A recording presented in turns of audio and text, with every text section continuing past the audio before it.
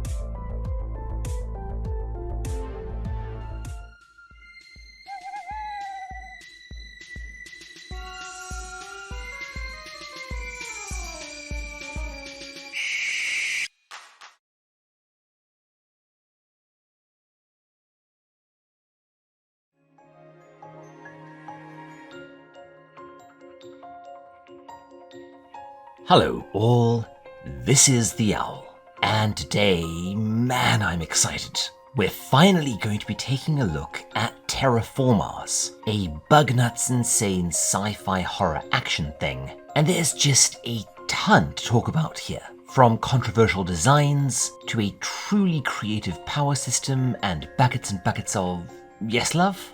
You aren't covering Terraformars, dear. Wait, really? Then what the hell was I supposed to be covering today? You're doing Biomega. Not that one! Okay then. So today, we're finally going to be taking a look at Biomega, a bug-nuts insane sci-fi horror action thing, and there's just a ton to talk about here. Tsutomu Nihei is another really fascinating chap to talk about. He was an architecture student before he became a mangaka, and was heavily inspired by Clive Barker, Geiger, and Ridley Scott, which no, it's not obvious at all. And he has, among other things, collaborated with Marvel, doing a 5-issue run on Wolverine, and as a Halo mega fan, was employed to work on those comics too. And if you've read his Western stuff and found it interesting, just wait until you read his manga. Nihei was, in fact, previously an assistant to Tsutomu Takahashi, likely best known for his pitch-black detective manga Jiraishin, which is a favorite of Mrs. Owl's, by the way, even though I've always considered it decent, but a bit disjointed and overlong. And I've often wondered if there was some connection between Nihei and Hiroya Oku, as there are quite a lot of similarities between their works. But I cannot find anything, so shrug. Regardless, Nihei sounds like a genuinely awesome dude. Even though his manga tend to be... you'll see. He's actually probably better known for the excellent, if even more stark and impenetrable blame, and the well-reviewed, but I'll confess I've never read, Knights of Sidonia. But as Albard patron Polite Crow requested this one, thank you so much for that, mate. C. In Japanese terms, Nihei is one of those auteur types that prefers ambiguous stories that reject conventional narrative structure, employ minimal, even utilitarian dialogue, and have a flow and pacing that are completely unique. Which in layman's terms means trying to understand this story is going to make your brain squeak, as it's structured like the author was either making it up as he went along, on hard drugs, or probably both at the same time. Yeah, Biomega has a case of the howling crazies, and I'll be perfectly honest with you, I've read this thing maybe 5 times, and every single time, I still get vaguely lost in the maze of similar looking characters, constantly shifting perspectives, acronyms, dense jargon and terminology, time jumps back and forward, and locations referred to only by a sequence of numbers and letters, with vital plot details buried in all of this, often relegated to the end of volume intermission segments or brief descriptions. Oh, and there are explosions. So many explosions. Yeah, this manga makes Dorohedoro look positively normal. This manga is what Alejandro Jodorowsky, Katsuhiro Tomo, and David Lynch's love child would write after watching Ghost in the Shell on a loop for a year. This manga is harder to follow than a Trigun action panel, and yet I still sort of love it. As mentioned before, I do have a soft spot for excellent but scuffed stories, and Nihei is probably the paragon of this, due to his seeming inability to end stories properly, not always due to his own error, we'll get there, and his almost deliberately obfuscationist style, which is quite something. Before we start though, a few ground rules.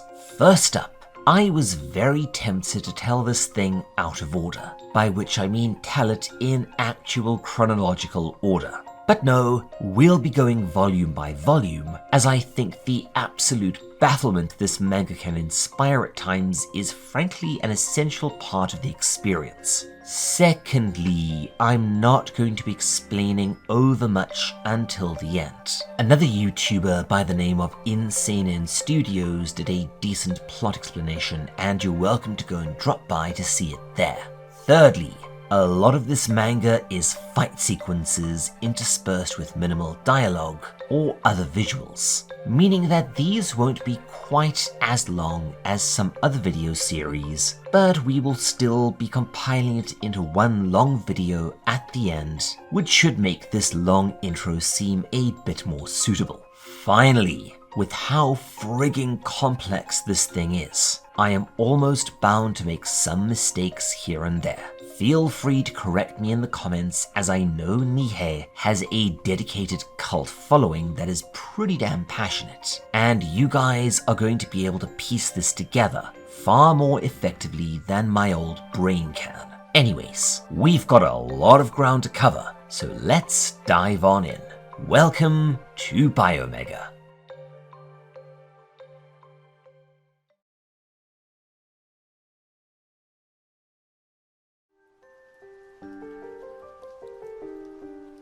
We start out... Okay, so calling this post-apocalyptic isn't exactly right. It's more pre-post, and I guess incipient apocalyptic fiction, as well as being cyberpunk of the highest order. More like something out of David Gemmel's Jerusalem Man series than Blade Runner, or honestly Judge Dredd meets Cable's future from the 90s. Initially, we see a panorama of several suited figures exploring a bleak Martian wasteland, and we're informed that it's the year 3005. This is the first manned trip to Mars in almost 1,000 years. The figures have come to salvage an ancient human colony and in a sequence very reminiscent of the first 2 Alien movies, they begin exploring. As they do, they find a bunch of weird, eerie stuff, including several insect specimens pinned to a board. Yes, as with nearly everything in this manga, some of this will be important later, a lot of it won't be, and no, you won't know which is which for a very long time. They continue exploring deeper and deeper into the colony. However, they freeze, seeing something utterly impossible. They are not alone. A creepy-looking figure, unsuited, confronts them in a hallway, and yes, you can already see one of the things that makes this manga so damn good, and also so damn hard to follow. First up, the art is just amazing. I am a huge fan of this more traditional style of seinen art. Very sketchy and high contrast, lots of cross-hatching and deep shadows, as opposed to the cleaner style that had become the norm for a while even then, thanks in part to the success of Berserk. Nihei's art actually reminds me a bit of Blade of the Immortal somehow, which was also something of a throwback visually. And if you've read Blade, you will know that this is quite a compliment, as whatever his faults may be, Hiroaki Samura has artistic chops the size of aircraft carriers. The second is that Nihei doesn't go in much for dialogue, and when he does, it often serves to make the reader even more confused, not less. You'll see what I mean in just a bit. Anyway, we then cut forward 6 months as as you'll see, it's basically an ashedra bike, tears along an impossible, ocean-spanning bridgeway, finally arriving at an immense, almost fortress-like city.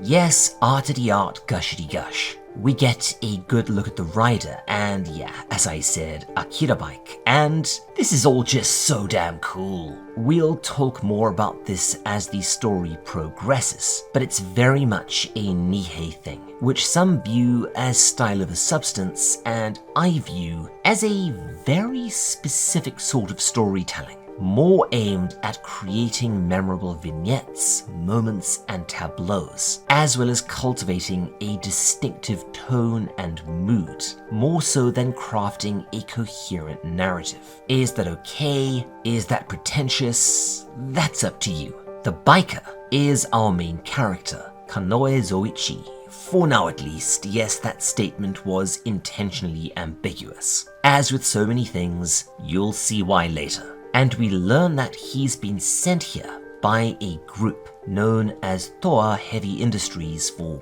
reasons, and that this city, or at least part thereof, has been quarantined and sealed off due to some sort of epidemic. Our first look at the inside of the city gives us some more of that distinctive Nihei art, and you can really see how much he loves to play with lines and perspectives. Lots of curves and weird, almost uncanny geometry that pulls your eyes all over the place. Always keep in mind that the chap was an architecture student, and this really does become evident in the story. We also get to meet Fuyu Kanoe, who we'll gradually learn is an AI partner that's integrated into his bike, and according to Mrs. Owl, who partially read this thing over my shoulder, is probably inspired by that blue lady from Halo, and that a fair bit of this manga is actually very much Halo, allegedly, but as I've never played the games, I'll let you point those bits out in the comments. Yes,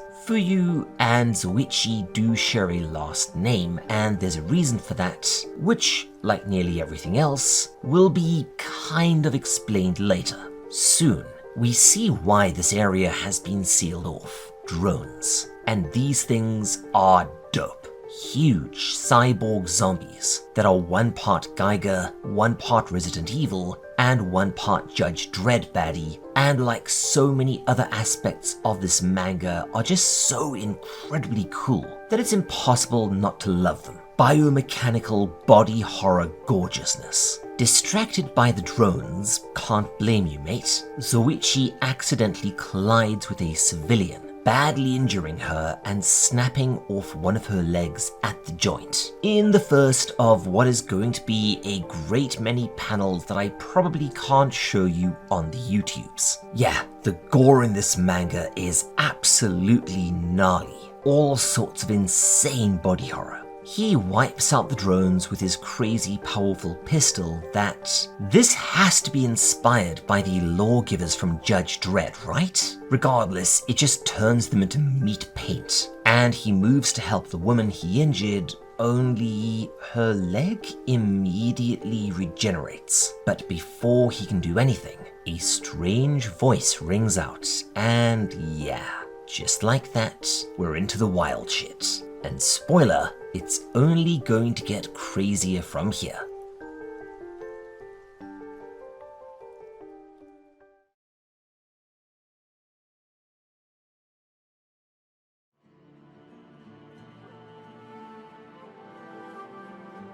We see that the owner of said voice is that a bear with a gun? Yes, it certainly is. And wouldn't it be weird if this bugger turned out to be pretty damn integral to the plot? The huge, rifle-wielding and talking bear calls the woman by her name, Eon, and is revealed to be her protector. Zuichi, in turn, is something referred to as a synthetic human, and tells said bear that he's here to help purify the city and kill the drones, but he's actually telling pork pies. Once the bear leaves, it turns out that he's here to get said girl. Full name, Eon Green.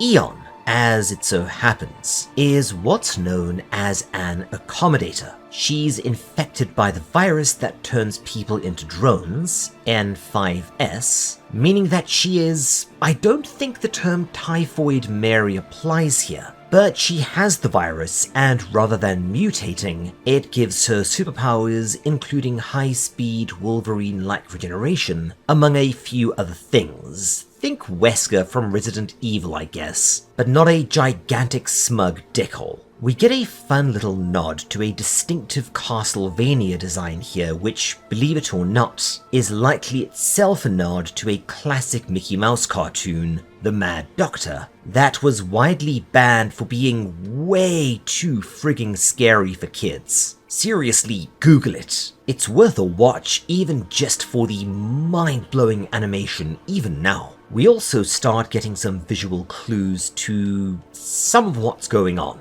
in the form of a photograph showing us a bespectacled man holding a bear cub. Said bear gets a knock at its door, his door, I don't know, and sees this creepy dude outside said door, an inspector for the Public Health Service, who, spoiler, are not the good guys, implied here to be checking for potential infection.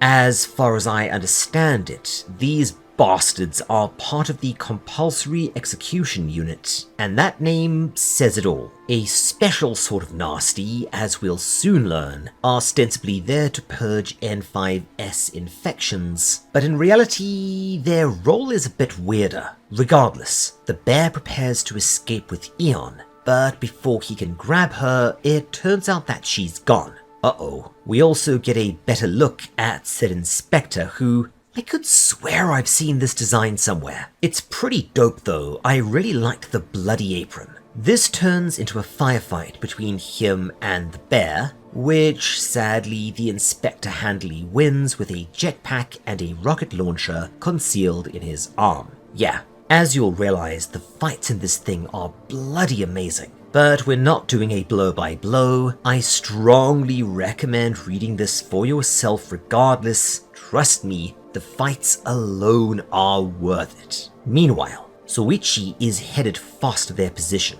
but is stopped by, oh right, these dudes. They also work for the Public Health Service and are basically just goons. For the longest time, I thought they were inspired by the Combine from Half-Life 2. Remember, Nihei seems to be something of a fan of Western shooters, and this had just come out at the time. But after looking into it a bit, I actually think they were inspired by, or at least are a nod to, a very obscure villain group from the X-Men comics, as Nihei clearly also loves his Marvel. Yeah, it may surprise you, but a good number of mangaka also enjoy Western comics, often Marvel, but more commonly Todd McFarlane's stuff from his era of Image. It's a long story, but they do have a tendency to put nods and sometimes direct rip-offs of designs into their work. And yes, I will talk about this more at some point, maybe if I ever do Goblin Slayer.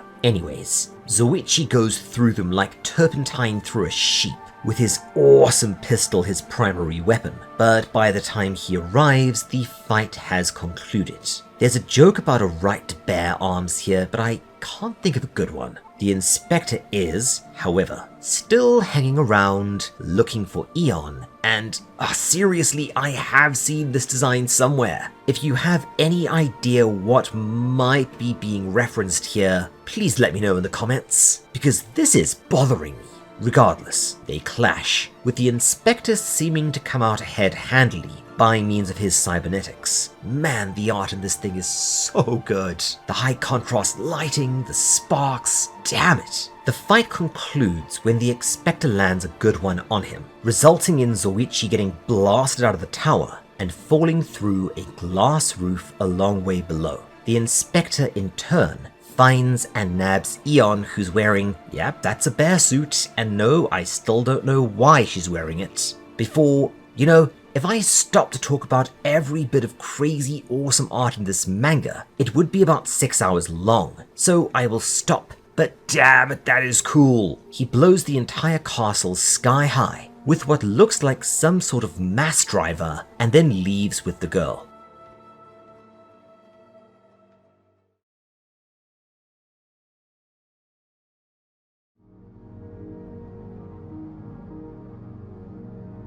Zoichi comes to. Yeah, this dude is nigh unkillable, but realizes that Eon has been taken by the Inspector and heads off, I cannot believe I wrote this, hot on his trail. On his way though, he decides to save the bear, sealing its wounds and preventing it from bleeding out. And as they flee the collapsing castle, we learn a bit more about the accommodators. They are essentially drones, but they can control their bodies and retain their self-awareness, which is why Toa wants them presumably to help cure the virus, I think, and why the PHS, yes, the manga is just a wall of weird terms, acronyms, and wibbly-woo, which is one of the reasons why it can be so damn hard to follow, to be honest. And we also get another one, the Data Recovery Foundation, who were responsible for the mission to Mars we saw at the start of the volume.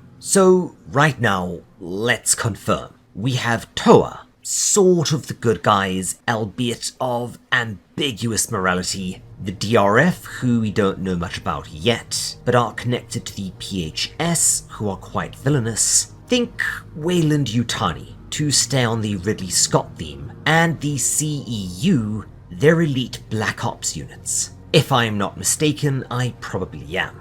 However, it turns out that, yeah, something went very, very wrong with said mission, and it's resulted in this. An eerie visual that may not seem like much, but we soon learn that this is a dronified crewman who is now drifting in low orbit around the Earth, shedding N5S spores and presumably infecting the entire planet. That's not good.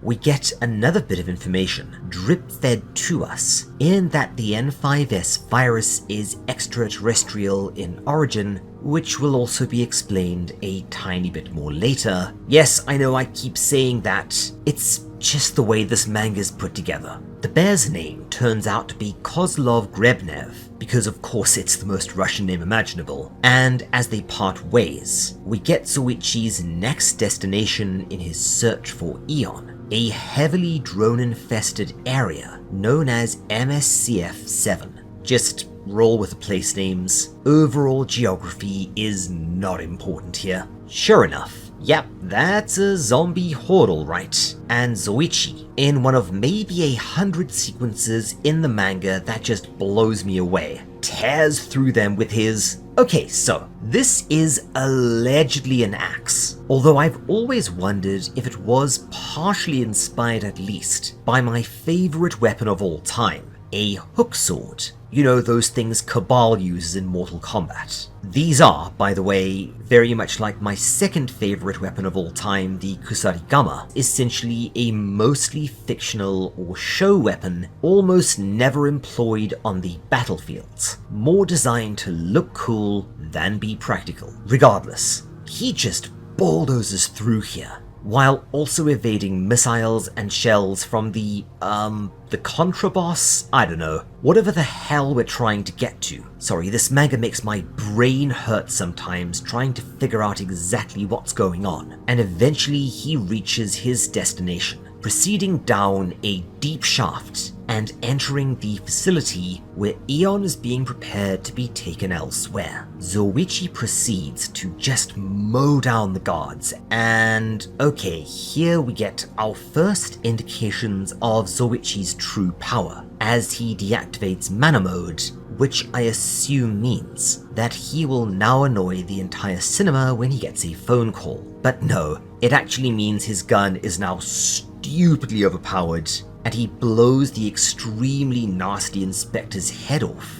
Well, mostly, yeah, I can't show you this. But couldn't you have done this earlier, mate? Only there's something else here. An ominous female figure, wrapped in threads of some sort, that raises its hands and blasts him with some sort of psionic energy. Yes, that's gonna be a boss fight later on for sure, right? And also, yeah, it wouldn't be a weird post-apocalyptic cyberpunk story from Japan without frigging espers. We'll discuss these in more detail when we get there in Gantz, as it's pretty interesting why these show up in so many damn manga and anime, especially those from the 80s and 90s. Long story short, Western movies that got a wide release in Japanese cinemas, kind of a rarity in the 70s and 80s, often inspired an absolute metric ton of derivative popular culture and touchstones in Japan, which is why Jason Voorhees is honestly even more iconic over there than he ever was in the West. No, I am not kidding, there are actual Jason-themed restaurants, and that is kind of awesome. Anyways.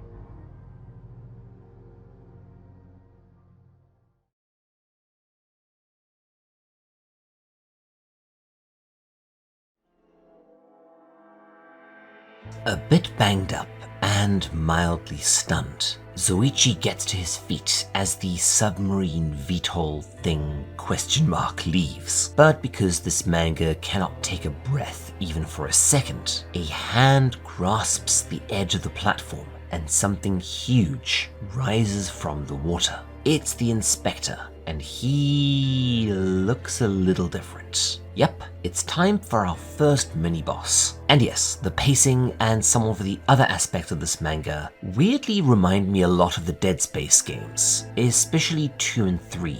Or is it just me? We actually get a bloody amazing extended transformation sequence that ends with the inspector looking like a giant melting Keith Richards doll and initially completely overwhelms Zoichi, blasting him clear through several crates. However, when he counterattacks, he actually wins fairly easily, punching a hole through the thing and then decapitating it with his axe. However, the head starts to do this, gross, and revealed that the PHS is actually doing that thing. You know, that thing where we're going to kill or mutate all the humans because it seems like a good idea for some reason master plan. Sure enough, it turns out that there's multiple ICBM silos here, and they are preparing to launch. They're aimed at major population centers and the Toa bunkers. Yeah, just go with it. Causing Zoichi to realize that this is now the priority and he gives up on Aeon for now. And this leads into,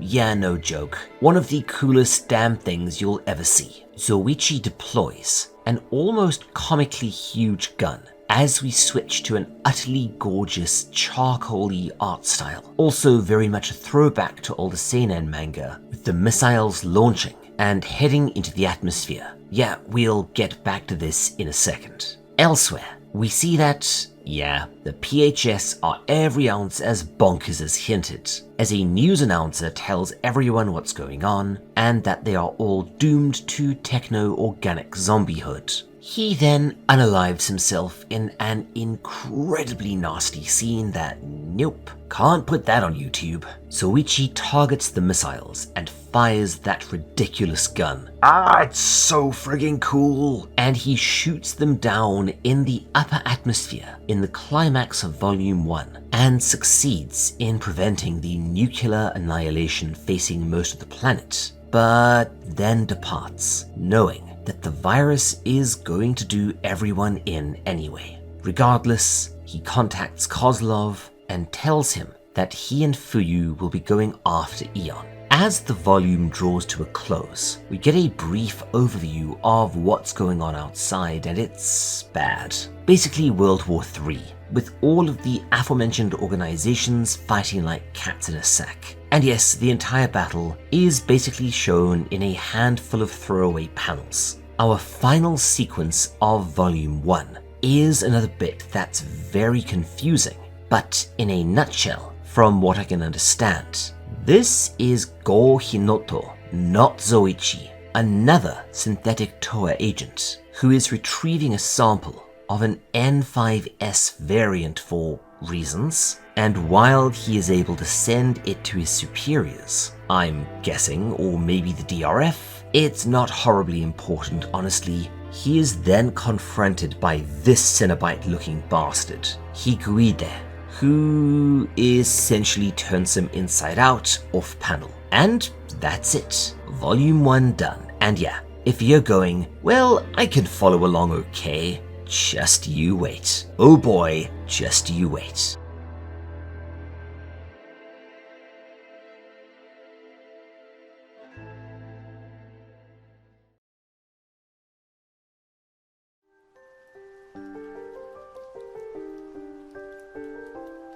Volume 2 opens with a series of gorgeous full-color pages showing that the drones have invaded Toa's headquarters and absolutely overrun it. Ditto the, okay, we're going to start separating out the DRF and the PHS now, so let's say PHS troops and a particularly nasty inspector with a drill for a finger.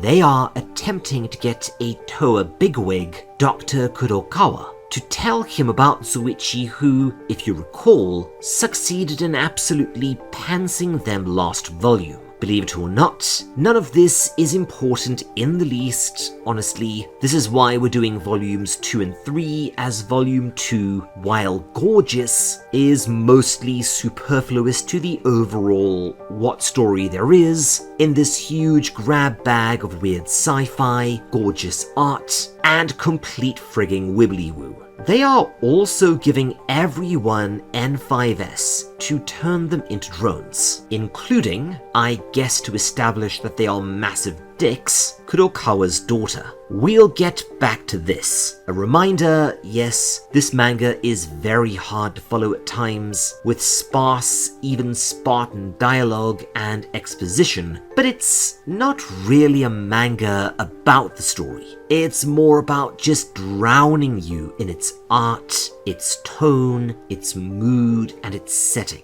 Does that make it original? Does that make it really frigging pretentious? Somewhere in between? I will let you decide. Anyway, we see Zoichi riding his awesome bike over another of those ocean-spanning mega highways. He's headed to Toa headquarters, while Fuyu warns him that this is a suicide run, but because it's been at least 5 pages without a massive battle, he is intercepted by some sick-ass fighter jets, but he goes through them like paper, blasting one to bits with his pistol and using his axe sword, Commandeer II, using it to okay, yes! This is ridiculously cool. Completely spank the massed PHS fleet before launching a full frontal doom assault on their barricade. He is, however, too late to save I think this is Kurokawa's daughter. Regardless, he soon comes face to face with the drill-handed inspector we saw earlier. We get an extended cutaway sequence in which we learn a few things about Zoichi and synthetic humans like him in general. And yes, this is the wibbly-woo. In a nutshell, they are grown in a system known as the Shikiomi, twinned with an artificial intelligence, in his case Fuyu, and raised to adulthood in a sort of compressed temporal and dreamlike virtual space, which closely resembles what I think might be feudal Japan by Kurokawa's daughter. Yes, this manga is all the drugs, but this does mean that this Slipknot-looking anal fisher just basically infected Zoichi's mum. The pair fight, the inspector transforms, but he's easily defeated by the brokenly overpowered Zoichi. Then, yet more backstory. Although this seems to be occurring within the virtual space of the Shikiomi, only not really.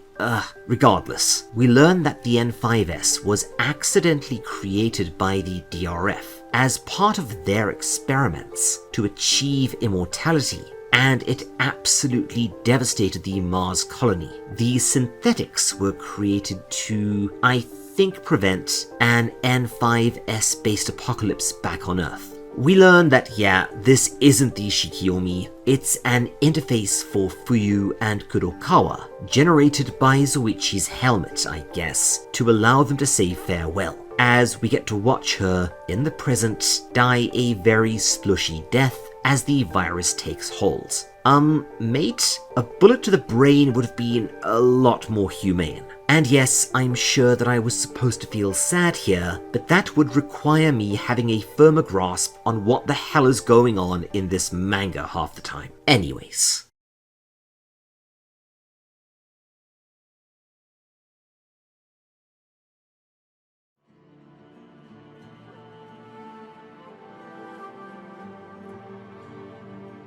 We get some more exposition. Zoichi self-destructed the Toa headquarters. The plague has basically covered the planet now, with only small, isolated groups of humans remaining, and the DRF/PHS are now completely running the show, like something between Chaos Marines and the Combine. Unable to rescue Kurokawa, Zoichi redoubles his efforts to locate and save Aeon. We get some weirdness, showing the virus and her DNA interacting, and the DNA is winning for some reason. Yes, this is explained later, and yes, the explanation is somehow even more confusing because Tsutomu Nihei, the PHS in the meantime, are basically forcing the remaining uninfected to, well, be infected in what is becoming a religious crusade to them, and we rejoin a now hook-handed Kozlov, yes, the bear, talking to another synthetic by the name of Nishu, who is teamed with an AI named Taira. He's also searching for Aeon and is headed to his father's place, okay, in the hopes of maybe finding some clues. We learn that the PHS want to use the virus to transcend their humanity, but before they can, they need to fully understand it, which means understanding accommodators like Aeon and why they interact with the virus so oddly. Apparently the PHS are also after them because I think they have in their possession a weakened version of the virus, which they want for some reason, but as always, this is just a quick breath before another battle. As, in an extremely Resident Evil series, something lands on the roof of the train and begins cutting its way in. Kozlov clambers up, and oh crap, that's Higui there, the extremely powerful, I guess elite inspector that we saw curb stomp a frigging synthetic in Volume 1. Yikes, you are in trouble. However, before Higui there can carve up some kumasashi, something catches him and sends him flying in. No, holy shit, this is absolutely frigging balls dope, dragging him along a wall and then slamming him into the opposite one. Yes, this is awesome. Again, while Nihei does tend to piss in the cereal when it comes to storytelling and general ease of comprehension, his art, his battles, and his sense of geography absolutely rule. Biomega is so insanely cool that it wears sunglasses and a duster coat at night. And honestly, that's enough. And yeah, that's Nishu. And her bike is, how do I even describe this? It has over a dozen robotic crab legs in addition to its standard loadout, and with Higuide down and hopefully out, she tells Kozlov to jump on. So yeah, let's take stock. We have a superhuman synthetic riding an Akira bike with crab legs on top of a speeding train, attempting to rescue a talking bear with a hook for a hand from a biomechanical Cenobite in the middle of a cyberpunk zombie apocalypse. I have no idea where to even start. Anyways, we get another pretty sweet battle sequence where PHS grunts attempt to take her down, but she defends herself pretty handily, using the legs on her bike as a bullet shield and then taking them to pieces with her own pistol, before blasting the train itself and causing all the cars behind them to jackknife into the air. Yeah, there's no way I can do some of these panels justice. That is just awesome as all hell. However, Higuide quickly returns to the fight, slicing through the train and bursting through up in front of them.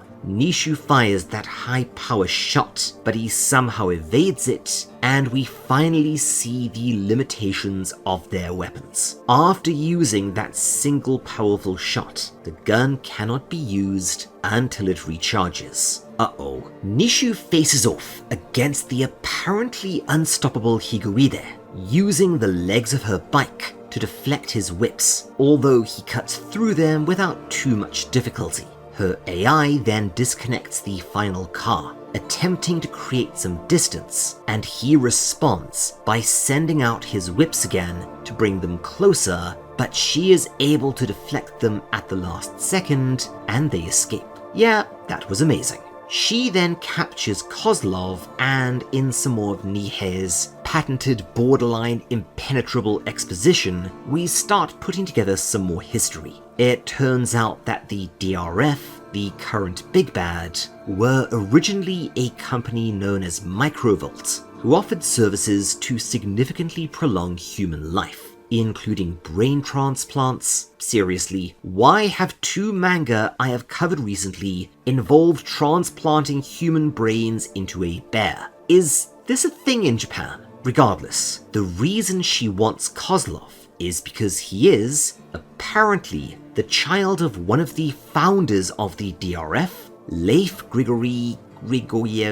Bloody hell, we will go with Leif for now. And I will warn you, Leif will be a bit of a MacGuffin for a while, and his actual nature is one of the most confusing parts of this entire Bug Nuts manga. We cut over to Zoichi, and Fuyu tells him that she's located Eon. She is on the Continental Geostationary Satellite, which is currently held above Earth. But my biggest question is, why is she still wearing the bear suit? Is she a furry? Is this some kind of max level outfit? Is this an effort to emulate Kozlov? Is this Nihei's kink?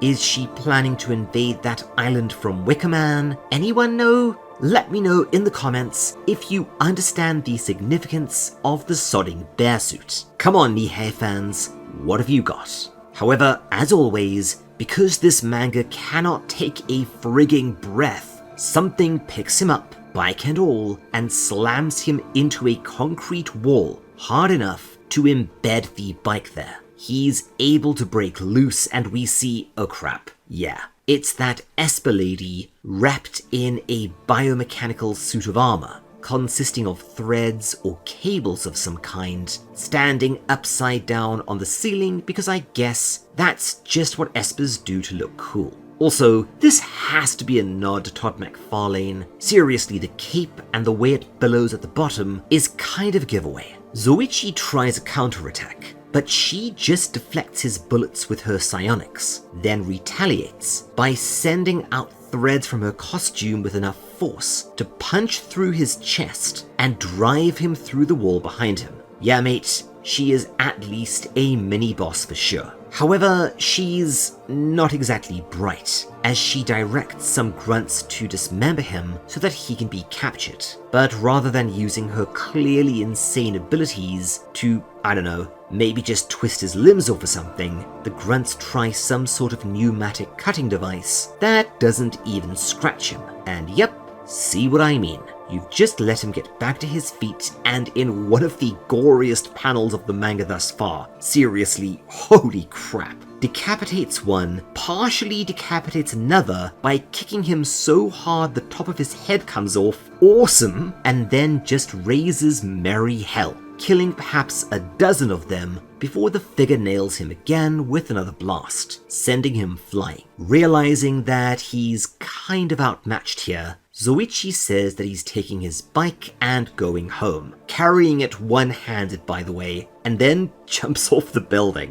What? We cut over to the satellite itself, where two of the lower inspectors are addressing something, and we learn that the black-clad figure's name is Kadaru. Oh, the thing they're talking to is going to be one of our big bads for a while, a huge cybernetic Lovecraftian abomination who kills one of them to, I don't know, demonstrate its own ridiculous psionic power. Yeah, by the way, keep an eye out for stuff like this, as it'll probably ring a bell to any fans of other seinen manga. Seriously, it is hard to overemphasize how influential Nihei was, with probably the most notable nods I can think of offhand being some of Yusuke Murata's designs in One Punch Man, ditto the way he draws a number of attacks. You'll see what I mean later on. And yeah, I swear, if Hiroya Oku and Tsutomu Nihei got into some sort of transport accident and were spliced together, you know, like that one Voyager episode, yeah, the really depressing one. No, the other really depressing one. The one with Tuvix, damn it. They'd probably become Yusuke Murata. Anyways, Zoichi recovers from the battering he took from Kadaru, and despite his injuries, he intends to bum rush the satellite and rescue Eon anyway. Yeah, okay mate, you do you.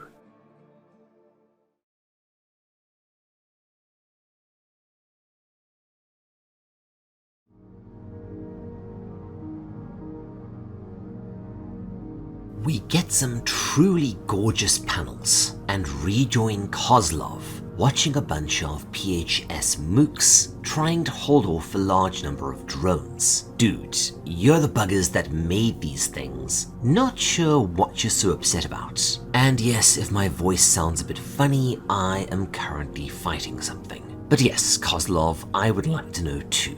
Nishu, meanwhile, is trying to find Kozlov some food, only to hear a firefight unfolding. It turns out that Kozlov just opened fire on the grunts for reasons. Nishu massacres the grunts and they change location. And we also get, oh haha, it's a joke, probably Nihei's first. She brought him honey because, you know, bear, but he doesn't like it. Over at the satellite, it looks like the DRF are calling in their elites, including these two characters, as well as Higuide and a few other elite-looking inspectors. Just don't get too excited. You barely get to see these two doing anything at all. I also think that a design in One Punch Man, this guy, is a direct nod to this. We furthermore see that Zoichi is coming, and yeah, this panel also kicks ass. He's being chased by an elite inspector driving the Batmobile, just plowing through drones at an insane speed.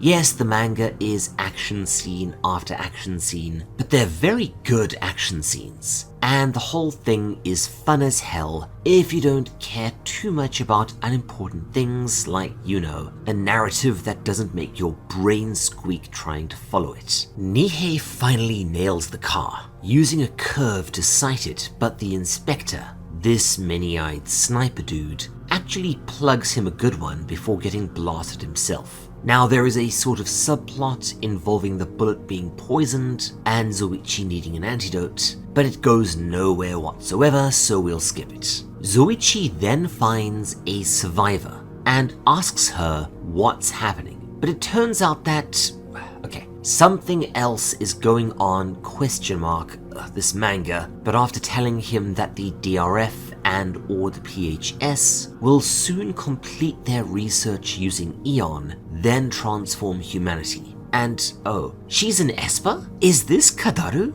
We'll see, I guess. And spoiler, yes, this is actually Kadaru. Regardless, she yeets him through a wall and leaves. And if that seemed random, well, yep. And what if I told you that Nishu will soon exit the manga stage left and never return? We jump to yet another location and see the big octopus dude. Okay, his name is Narain. I kept wanting to call him Narain, but looking at the katakana, it is indeed Narain, so we'll just go with that for now, and he is being briefed on yet another plot ingredient to add to the stew of confusion. Eon isn't just an accommodator, she's fully immortal, capable of regenerating from any injury. We also learn about another immortal, Rirodo.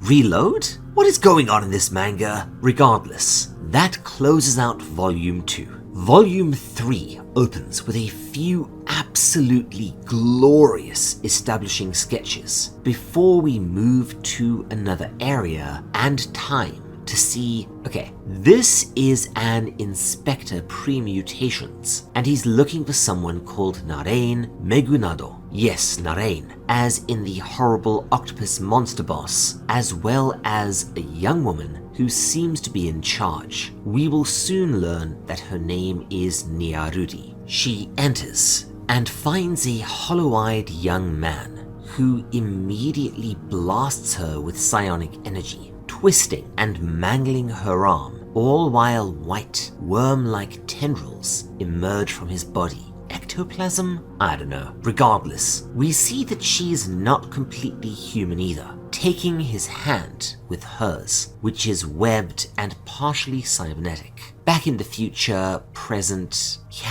this manga, we see one of the two armored swordsmen looking at what might be the DRF's attempts at creating synthetics. Maybe these are the high inspectors like Higuide, I don't know. Regardless, the central body is later revealed to be something for Narain to transfer into, likely an upgrade from his current Davy Jones body. Wait, how long ago was that released again?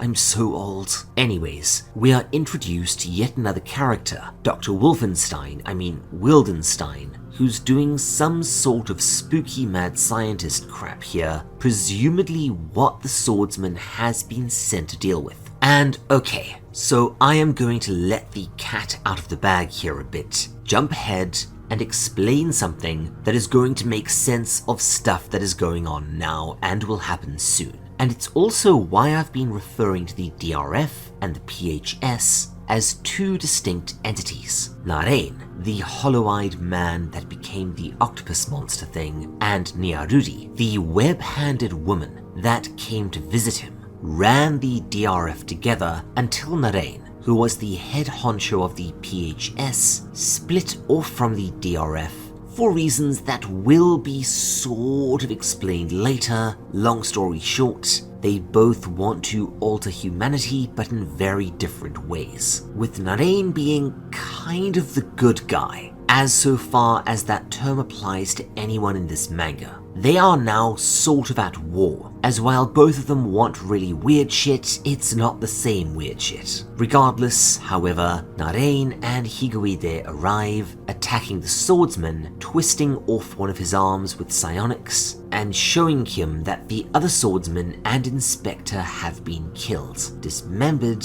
and strung up on hooks, because apparently there was a duel? No, I have no idea what that's about. Regardless, we get a pretty weak source fight. The swordsman attacks Higuide, running him through, but losing most of his head in the process to Higuide's whips. Fine.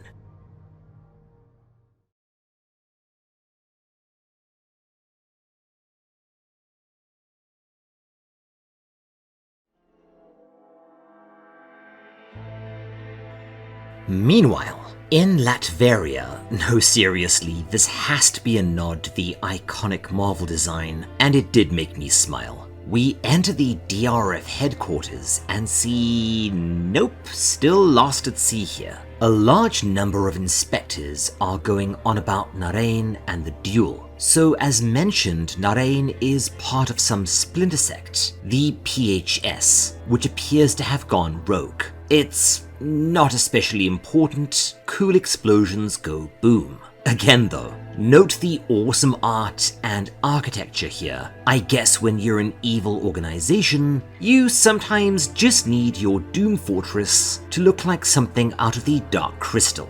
That said, we do get a very brief look at a figure that is probably Niarudi, the web-handed cyborg woman from earlier. There is clearly some connection between her and Narain beyond work. Back over with Kozlov, they want to find Leif, but have no idea where to start, or if he's even alive. Zoichi, thus, heads off to the satellite, and Nishu and Kozlov head to Leif's old place, where they find... I don't know who this is, but they're surprised to see him still alive. And this mostly exists to give us, you guessed it, more exposition. They learn that the old dude is actually a first-generation synthetic, and they ask him if he knows where Leif is, as Nishu tells everyone that Leif took something from the DRF. Something crucial. By the way, again, the Leif stuff, this is one of the primary things that confuses the pants off me. We will get there when we get there. And speaking of confusing things, this next bit, oh man. They suddenly come under attack by a weird mech that fires what initially looks like laser beams, but in reality it's highly pressurized stuff. Kozlov loses an ear in the assault, but the old man is more concerned about what the liquid is. Nishu grabs a hold of the flying drone, removes her glove, and reveals her absolutely bonkers robotic arm, a trope that I've always loved by the way, and uses it to wreck the thing, causing it to crash. However, some drones wander into a puddle of the liquid and let me do my best here. They immediately begin to melt, merge together, and turn into, I don't know, those huge, horrible, oddworm things from Berserk that begins swallowing everything up, and where it swallows drones, it grows bigger and bigger. We get an absolutely awesome escape sequence as the group desperately tries to evade the huge meat shoggoth thing, and they are able to get out of the city before this happens. I will spoil a few things here. That liquid that was being fired is some sort of growth medium that interfaces with the drones, and yeah, instant meat city just add zombies. The liquid has its own name, but as I struggle to pronounce it, we'll just call it the goop for now. Now there is actually a reason why this stuff exists. We will learn part of the truth soon after. Niarudi, one of the two big muckety mucks along with Narain, created this fluid in an attempt to, in the old man's words, improve Earth's environment, which, spoiler, means making a great big meat planet. And yes, I am so confused, and we're not even halfway done. A reminder, I will do my level best to explain the plot right at the end. Anyways, they get their next destination, the satellite, same as Zoichi, which appears to be where a massive, multi-sided final conflict between all of these disparate forces will occur, with the DRF's plan to create a meat planet for whatever reason. They need to evacuate, and that's the only viable route. However, this will also be the evacuation route for the DRF, but the PHS, Narain sect, currently occupies the satellite as their base of operations, and this almost immediately results in some infighting between the inspectors and I think these are supposed to be the new pseudo-synthetics like Higuide, but nothing comes of this. So yeah, regardless, we're setting up for one hell of a battle as we slowly close in on the climax of the volume. And spoiler, it does not disappoint.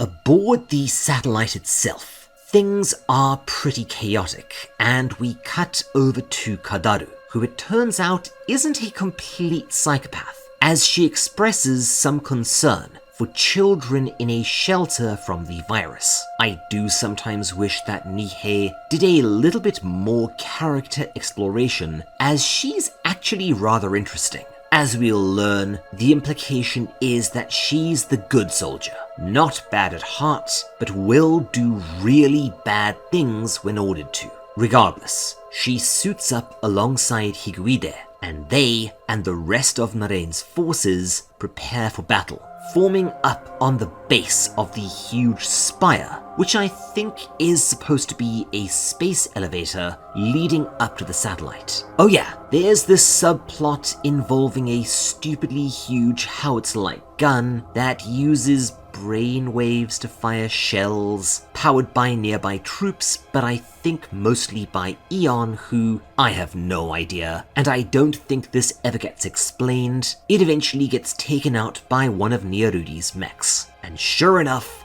the war is on like Donkey Kong, playing ping pong with a big bong, as a variety of intimidating mechs, including these kick-ass things that appear to be mostly made of knives, start emerging from the ocean en masse, decimating the grunts. At a distance, Fuyu and Zoichi see the battle unfolding before heading in, giving us a look at some different grunts. I think these are the DRF ones as opposed to Narain's PHS sect. The helmet at least makes them distinct, thank heavens for small mercies. But as you'd expect, Zoichi goes through them like butter. Inside, it appears that the PHS are getting pushed back despite their best efforts. Kadaru is injured, and a lot of the grunts are dead, with them pulling back the inner chambers and sealing the way behind them. We also see that Narain is doing a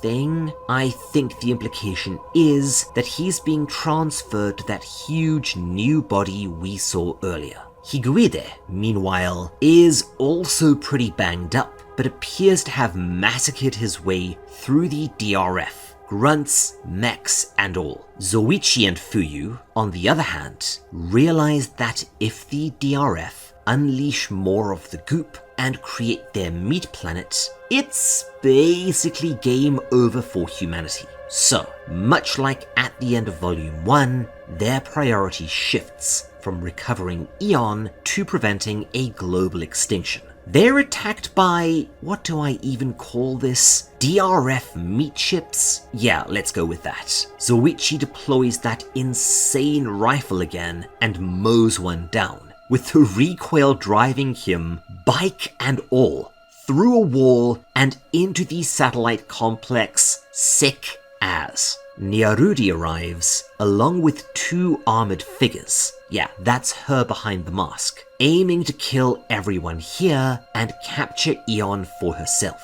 Kadaru protects Eon, I think that's her, even though, where's the bear suit? And holds off the DRF with costume spikes before coming face to face with the armored samurai figure known as the Guardian of the Left, who Zoichi takes out almost comically as he arrives. Whatever, he then squares off against Kadaru yet again, telling her that if she wishes, she can leave peacefully, so long as she turns Eon over to him, which, as I assume he rolled a natural 20, she actually does.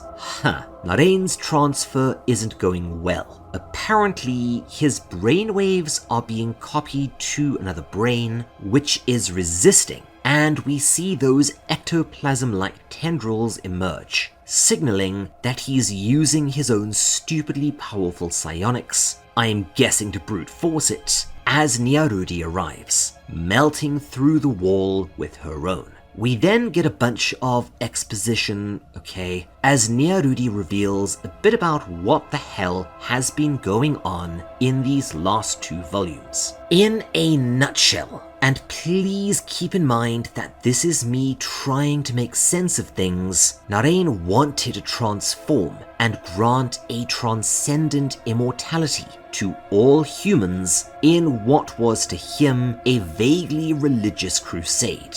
Think of him as a more tentacled version of Wazukyan. I guess at least he didn't turn any little girls into massive superstructures. This was the original goal of the DRF as proposed by the mysterious Leif. Nyarudi, however, is the one that went rogue, as she reasoned that this mission would result in overpopulation. Instead, she wants to kill off most of humanity, letting only a few survive who would then be immortal, likely via the whole meat planet gambit, which, by the way, is probably the strangest phrase I've said all month. Narain is then apparently killed unceremoniously, as is Dr. Wildenstein, but the latter suddenly mutates into, nope, that's a great design, and he reveals that he has had a partial success, creating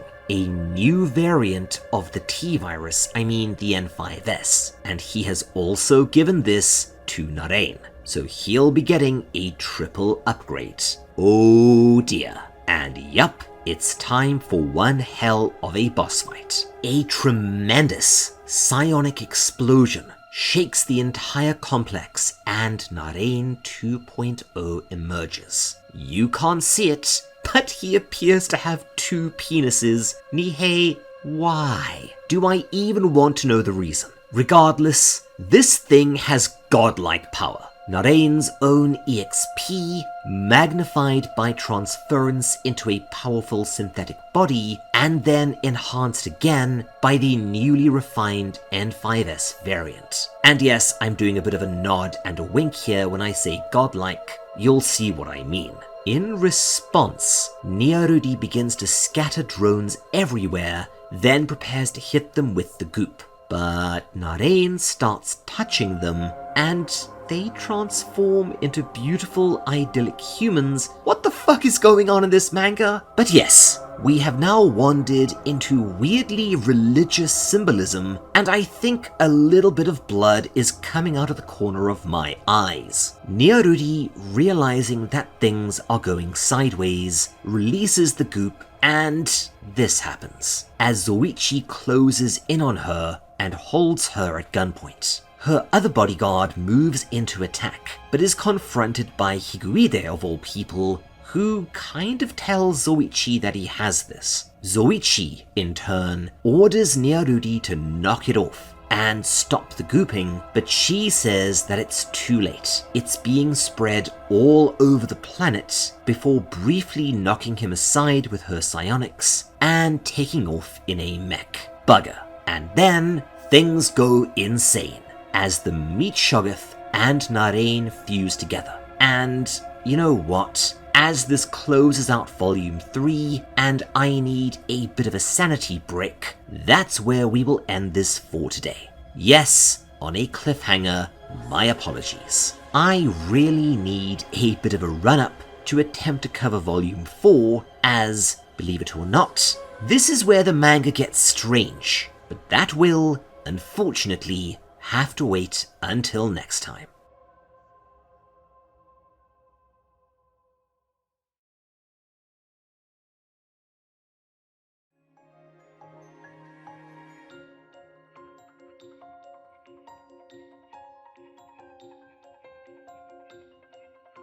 Hello all, this is Mrs. Owl, aka the other owl, aka the random snarky text interjections in Mr. Owl's videos. I just wanted to let everyone know that I'm offering a variety of my services at a very affordable price. Phrasing? Yeah, okay. But you know what I mean. And he better not have inserted that Archer clip over that. Womp womp. So for starters, my art commissions are still open. I can do everything from pixel art to animations to actual art. And if you want some examples of what I can do, I designed Mr. Owl's avatar, his intro, and all of his good thumbnails. Shh, don't tell him I said that. But if you want some fan art, an OC, an avatar, video thumbnails, an animation, or maybe a portrait or something for that important someone, whatever you want made, I'm sure we can figure something out. Now, to those of you aspiring authors, and there seem to be a good few of you on the Discord right now, I also have extensive experience proofreading and editing at a professional level, and I even design book covers. So whether it's a short story, a manga, a comic, or even academic essays or dissertations, I'm here to fix it up, polish it, and make sure it all works. And for those of you who've finished a book or graphic novel and are looking to get it read, we're offering a very special, all-inclusive editing and book cover package, and just to sweeten the deal, this will include a proper ad spot in one of Mr. Owl's videos. If you're interested, I'd snap that one up as soon as possible. So that's my side of things. If you're interested or want a quote or further information, hit me up at my business email or coffee, all links in the description. Much appreciated, and now we return to our regularly scheduled owl.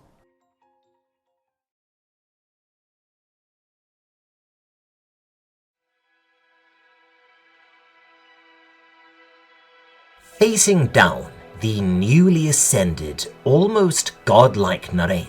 Seriously, the guy looks like the final boss from a House of the Dead game. It appears that Zoichi and Fuyu are totally outmatched. Not quite sure what to do about the crazily powerful psionic giant. Fuyu, however, responds by, "Okay, so this is one of the things that makes Nihei both impressive as an author and occasionally just a really hard read.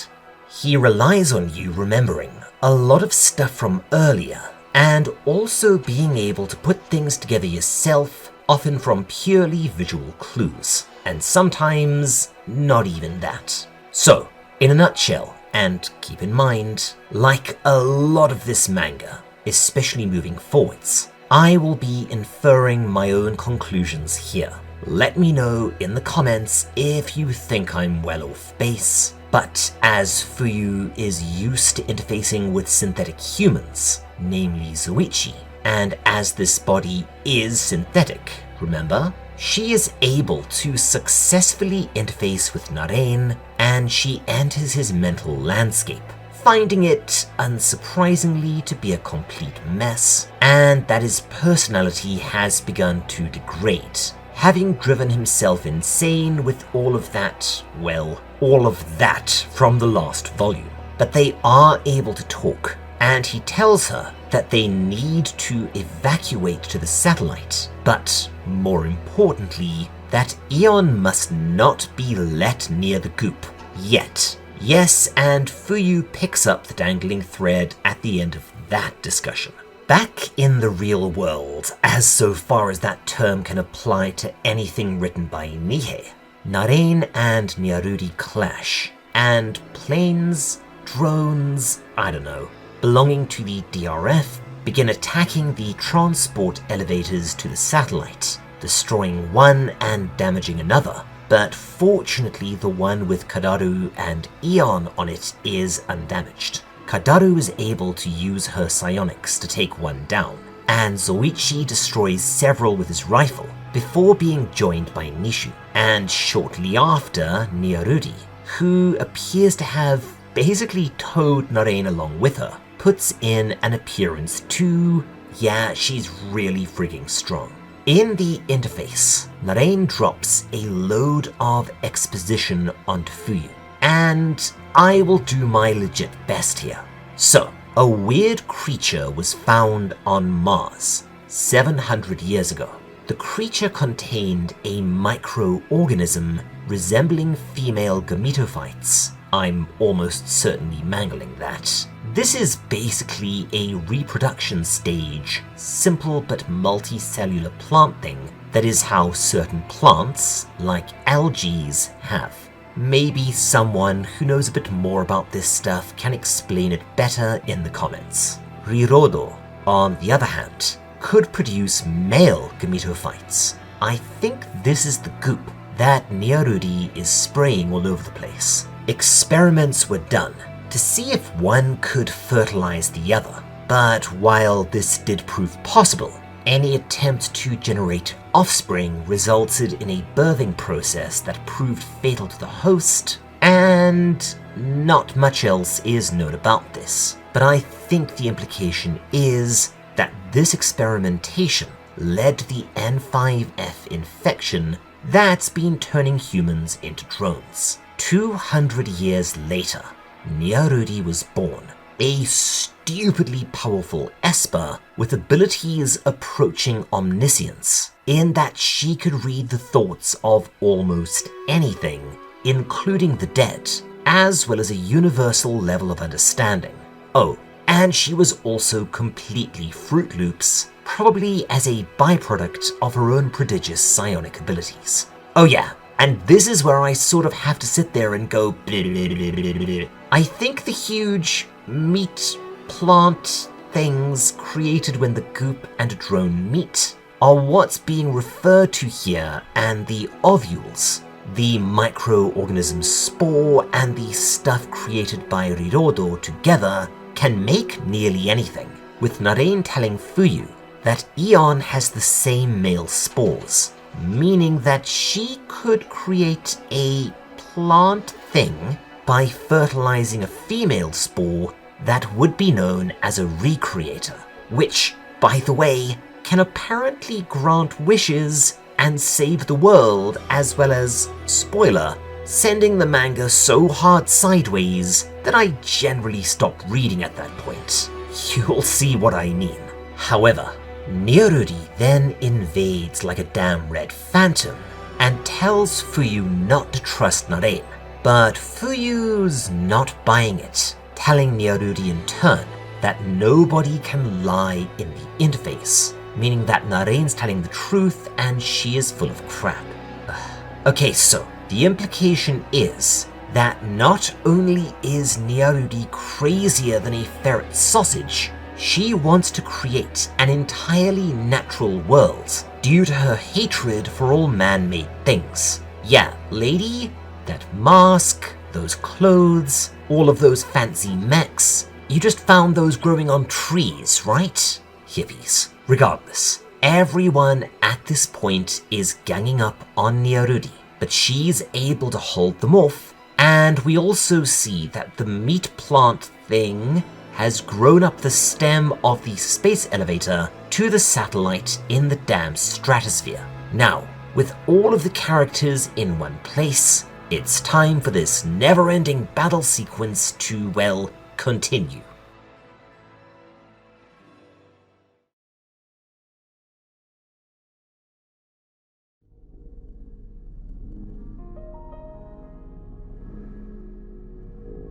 We cut over to some time in the past, seeing Niarudi and Narain exploring Leif's rooms, finding a photo of Rirodo as well as some of her spores, those are really big spores. They look more like cough drops to my mind. Back in the present, she attempts to use it on the goop, but Kozlov and the old man manage to shoot it down in a What the hell is that? Is that a space blimp?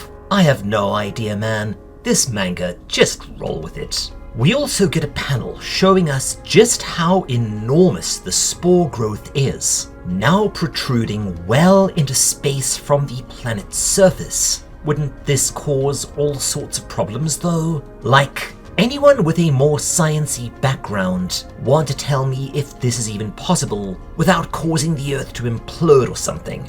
Feel free to let me know in the comments. And yes, if you're hearing any thumping or noises in the background, that's Baby Owl doing something.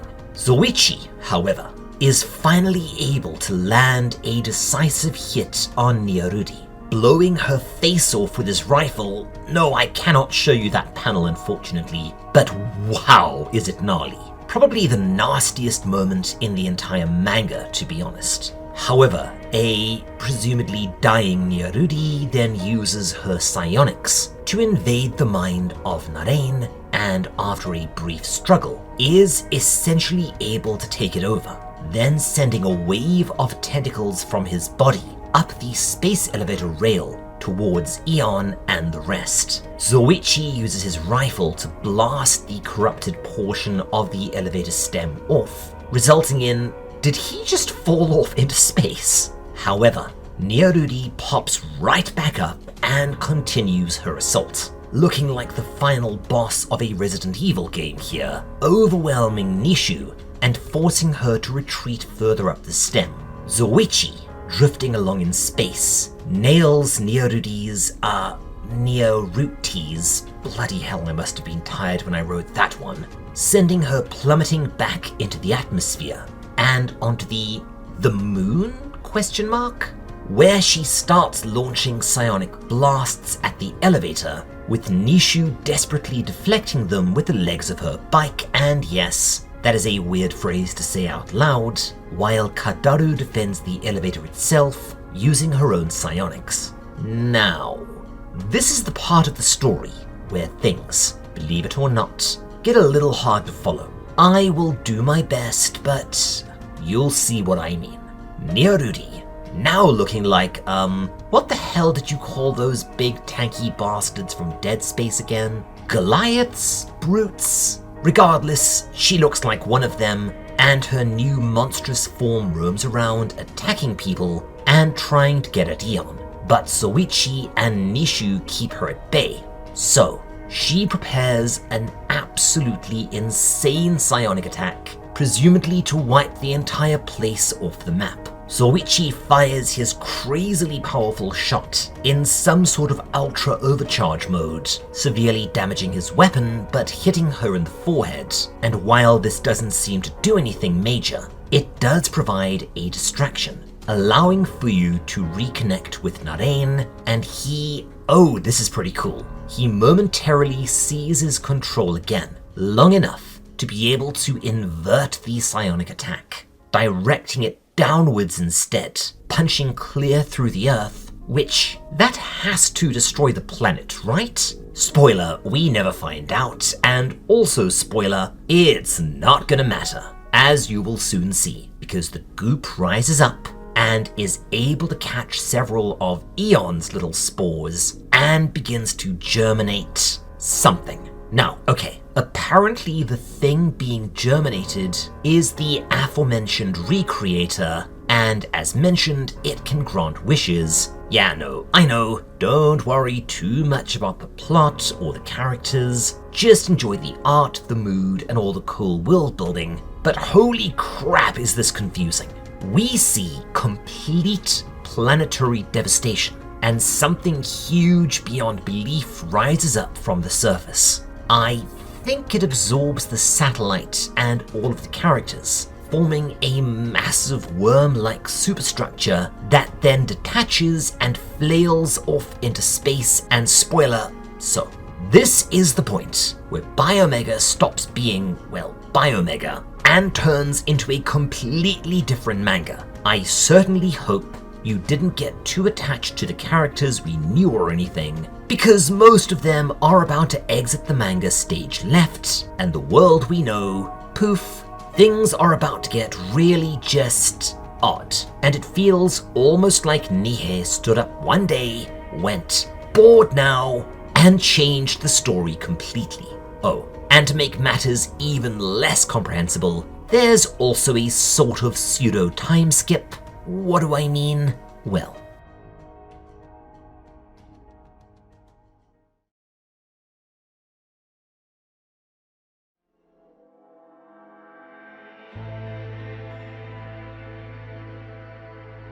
there are a few panels showing the results of the Recreator. Just this absurdly enormous snake-like structure winding off into the distant depths of space. Just a really long thing of some kind. It's a pretty cool and eerie image, to be honest. And we also get some numbers. This structure is 100 kilometers in diameter and appears to be of nearly infinite length. It has literally pushed them out of the solar system, so yeah, I'm sure a lot of astrophysics-savvy viewers are eating their own beards right now. It appears that only Zoichi and Fuyu are around, having lost communication with everyone else during that insanity. And to make matters worse, Zoichi's weapons were damaged in the fight with Narain/Nyaruri. We do get some absolutely stunning panels of Zoichi riding his bike along Cordworld, yes, I'm calling it that, and they find themselves in front of what I assume is what Nihei's house looks like in real life. Inside we learn that, okay, somehow time has been different, leading to this place developing in the meantime, or maybe it all just poofed into being, but we do learn that the Cordworld is almost 5 billion kilometers long. Insert obligatory dick joke here. Zoichi is attacked by a roof. No, you didn't mishear that, and also, which then transforms into this huge biomechanical centipede because Nihei has seen my nightmares. He is able to ward it off after it eats his bike, and he then pursues it into a system of tunnels, presumably trying to get it back. He's actually able to defeat it fairly easily, albeit after a protracted chase, retrieving his bike and realizing that this thing is AI controlled, and yeah, this world is like something from House of Doors, he says, referencing an amazing pair of books that probably nobody out there has ever heard of. Seriously, how has this not gotten a movie already? We get a lot of images of this new environment, yeah. Nihei's artistic and architectural chops are on full display. I just wish I knew what the hell was going on most of the time. Zoichi does ask what I've been wondering. It's been half a day since the Recreator did its thing. So how the hell is there a 5 billion kilometer long megastructure with its own bizarre Geiger-esque biomes and creatures now? Fuyu just hand waves it away as somehow, which, ugh. Later, they are surprised to see people riding things, the larger vehicle chasing a smaller one, and more surprising, the big vehicle has a DRF logo on it. Zoichi takes down the larger vehicle, which has a very strange resemblance to Nishu's motorbike. Bloody hell, the art in this thing is cool. And the driver turns out to be this handsome fellow, emblazoned with the, I think that's the mark of Nyaruri's sect, right? Anyway, the thing speaks vaguely Japanese-sounding gibberish, but in amongst the babble, they do hear Nyaruri's name mentioned. It turns out that the people being pursued are also cyborgs and speak the same incomprehensible tongue. In order to communicate, Fuyu interfaces with one of them, and surprisingly this works, indicating that these people might also somehow be synthetics, or at least something analogous. Fuyu speaks with the female cyborg in the interface, downloading the local language while she's at it, and learns that her name is Ya. No, I'm not making the obvious joke. And also that she's never heard of Earth or anything like that. She also does not appear to have the same understanding or conceptualization of time that we do, not understanding Fuyu's question about what year it is. Ya does assist them in removing a few more monsters from the bike, which she calls mechoids, and while Fuyu and the bike are okay, the fuel, known as heavy fluid, has been contaminated by the centipede. The bike can go normal speed for a fair bit longer, but they will need a fuel source soon. In return for saving them, the second cyborg, Butsu, offers to let them use the supply pipe at their village to recharge their fuel, and they strike off. Oh, and by the way, Ya is pregnant, which will be kind of a huge plot point in just a bit. Zoichi riding his motorbike, and the cyborgs riding their, well, at least we know what happened to Majikaja after the attack on Iruburu, I guess.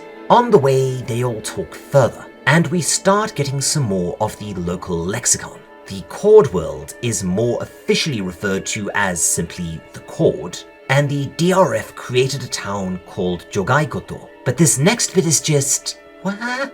Okay, so we learned that this pair are not synthetic humans, despite the fact that Fuyu can interface with them.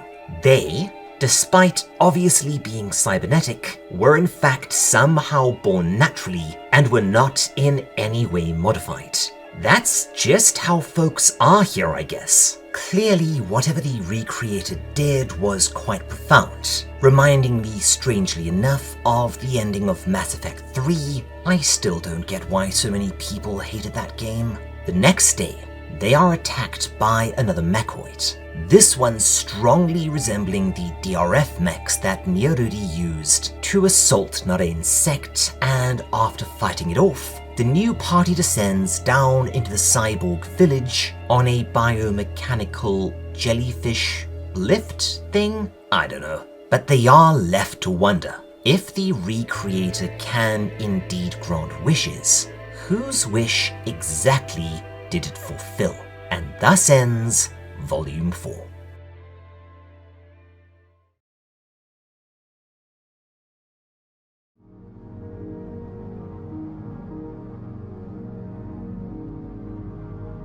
Volume 5 opens with some more gorgeous full-color pages, showing the party descending down into the depths of Cordworld in order to reach the aforementioned village, and we get a lot of dialogue showing just how out of place Zoichi and Fuyu are in this new world.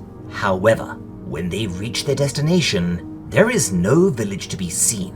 Butsu begins following tracks, and I assume everyone else is left to check for Fapotas. We get a pretty cool sequence in where they follow the tracks, showing us some of the various funky biomes in this place, including a very neat Geiger-looking forest, but they do eventually reach the village, and I swear, I have no idea why, but this entire place gives me massive Layer 6 flashbacks, man. Anyone else? The villagers are also incredibly varied cyborgs who naturally look at Zoichi and Fuyu sideways, as they are so visibly different. Yes, Nihei, I think I see what you're doing here. But an odd tidbit. The village is almost 200 years old, so yeah, either we've had some sort of weird time skip, or time moves differently here. And also, some of the cyborgs have indeed heard of Earth, in the sense of it being part of some ancient religion,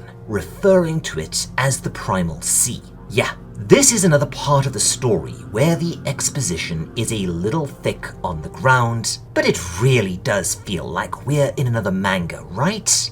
Yeah, it does. We learn that the fuel source that they were going to use is also contested by some really nasty mechoids, and that the Cordworld has its own defenses, including an anti-meteor defense system called the Insanity Lens.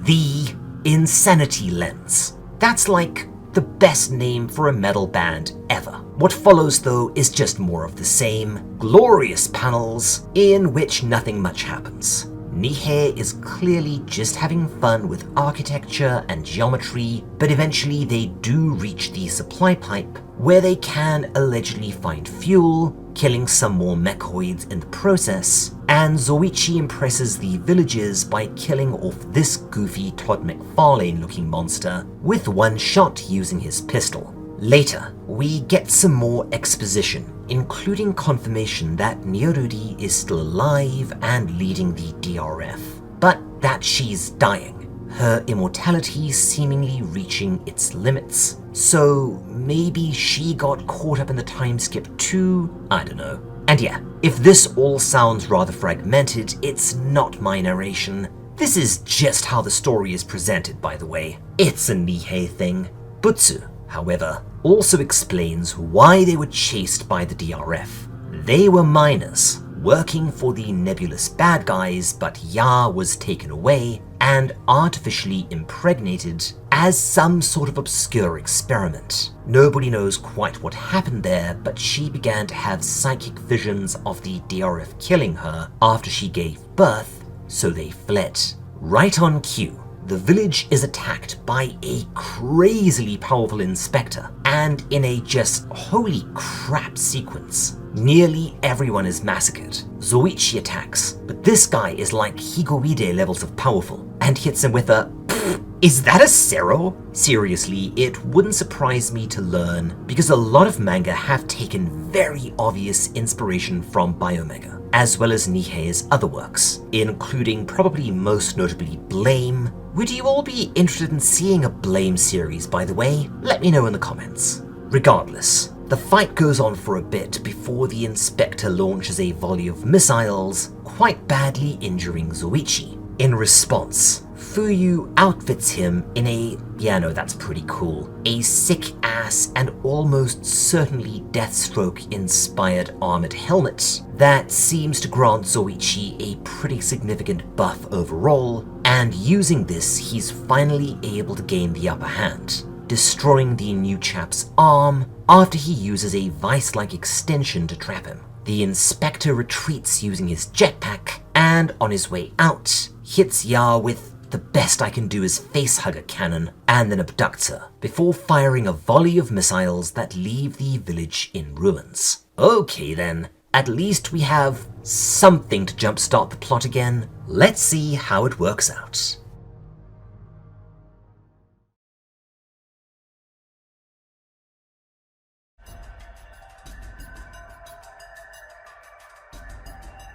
The final segments of Volume 5 involve Zoichi, in response, launching another all-out assault on Jogaikoto, the DRF village that the two women mentioned, but finds Ya completely butchered, cut open, and her uterus completely removed in just a really gross and mean-spirited panel. I know I keep musing about Nihei having lots of nods to other games, manga, and comics, and yes, some of it is for sure reaching, but as Nihei is known to be an aficionado of Western comics in particular, could this be a reference to Alan Moore's absurdly mind-bogglingly good From Hell? I don't know.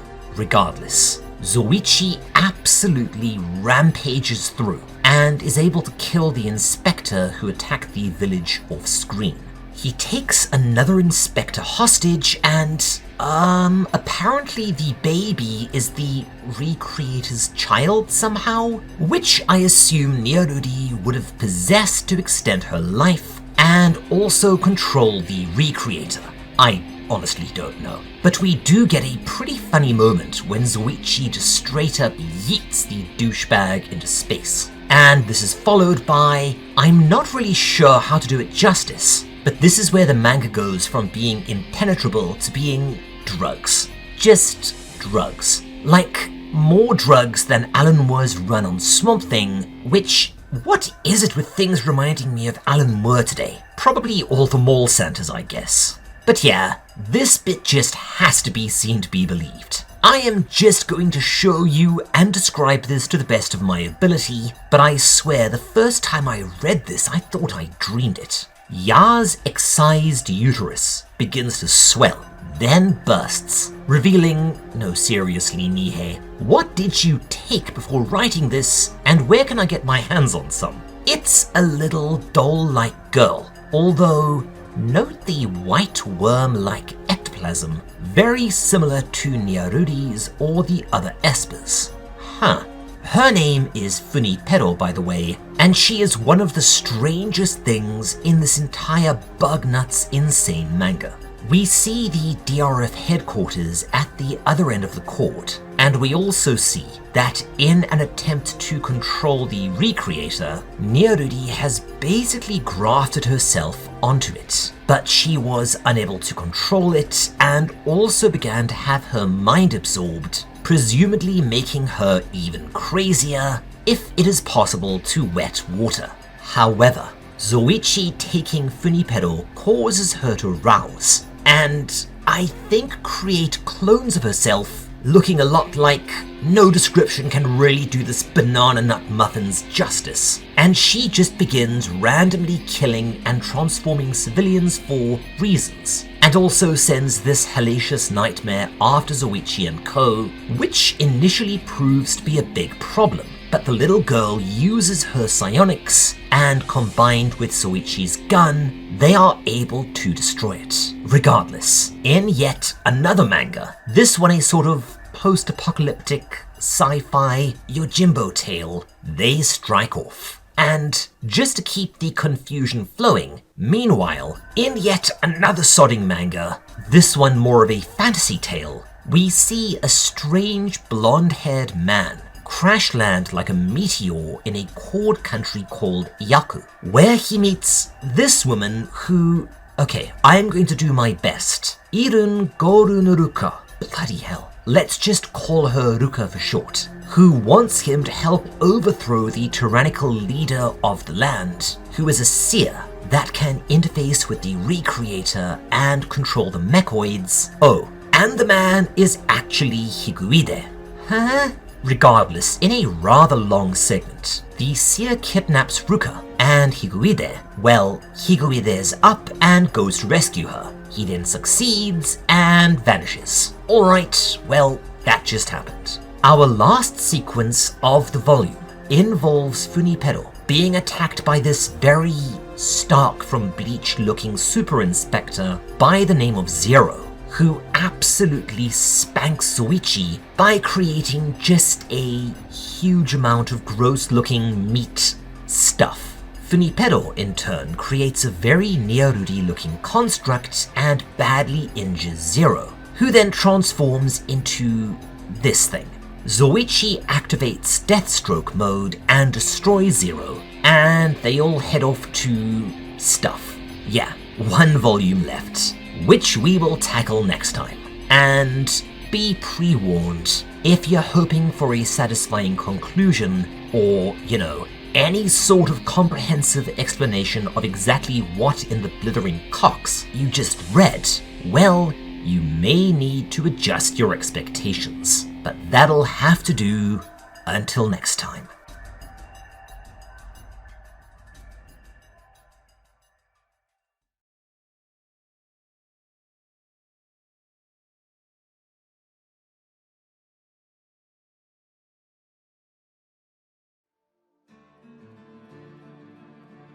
We actually get...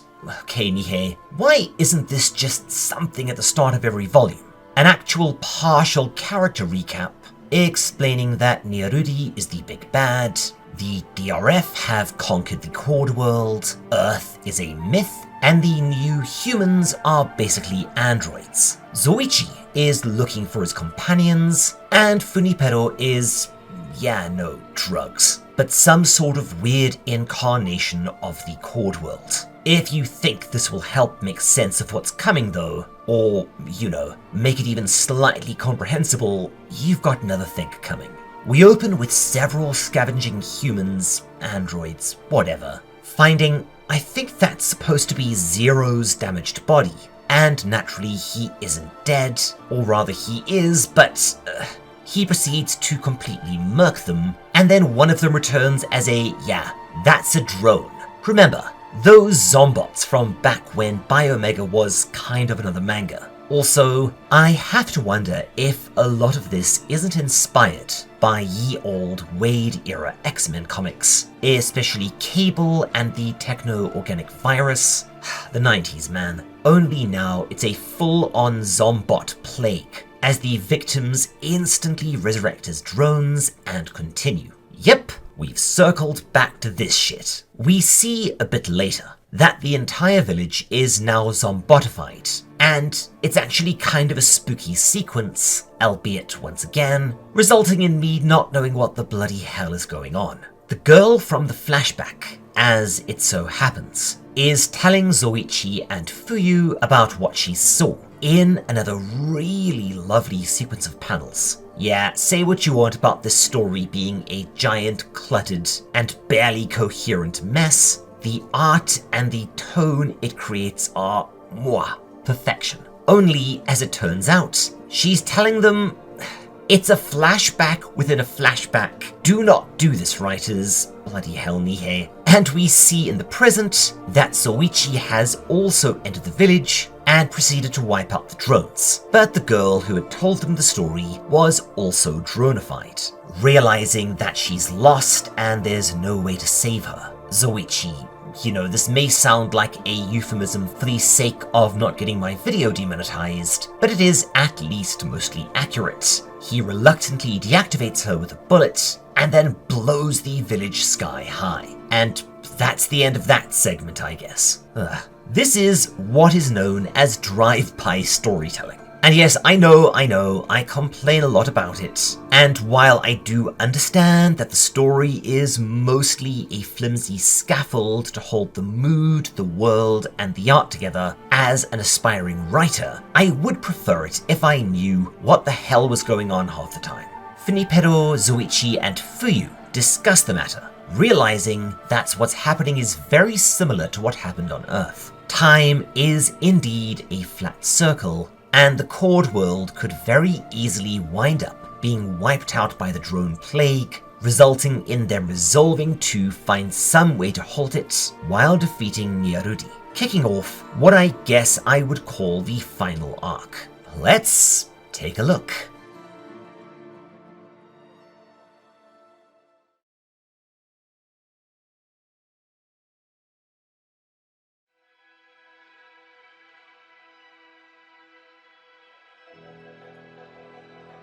Meanwhile, over with Kozlov and co. Flying around in a DRF blimp, they see that the recreator, Cordworld, is behaving oddly, growing and shooting up erratically, causing all sorts of electrical anomalies. I presume what's going on is the germination thing that we keep hearing about. Remember, the phenomenon that Nyarudi wants to control, and I guess Funipero is tied to. The final stabilization of Cordworld that, I guess, will take the form of someone's wish. Regardless, things get chaotic and cause the blimp to crash, sending everyone falling to the ground in a rather comedic panel. After escaping a few of the Cordworld's monsters, they find their way into another weird biomechanical village, where we get a fairly amusing sequence, with a startled by a drone suddenly appearing, although the drone seems just as startled, and then Kozlov fires a gun that he found. So, there was this weird old movie I watched when I was a bit younger, and it was a sort of pseudo-Inception precursor, with this weird virtual reality world inside another virtual reality world, and there was this creepy gun that shot your teeth like bullets, and looked like a mostly eaten chicken carcass. Anyone know what that was? Aside from perhaps a weird fever dream brought about by too much hot sauce before bed. Anyway, much like Lock, Stock, he narrowly misses the old dude, giving him a Dr. Wily haircut, but blasting the drone, and by the rules of zombie apocalypses everywhere, the sound alerts a horde of zombots that then begin pursuing them, chasing them out. Just absolute crapzillions of the bastards coming out of alleys and doors before they're saved by Ant-Man. No, I'm deadly serious. That is 100% a nod to the classic 1979 Ant-Man design. Remember, Nihei is a huge Marvel and DC fan, and after the "oh, it's a mysterious Ant-Woman," or would that be Wasp? Oh, Hank Pym. I'm kind of glad Marvel didn't include the one thing that you were most known for from the comics in the MCU, because, wow, talk about tone. But she saves them and then directs them out of harm's way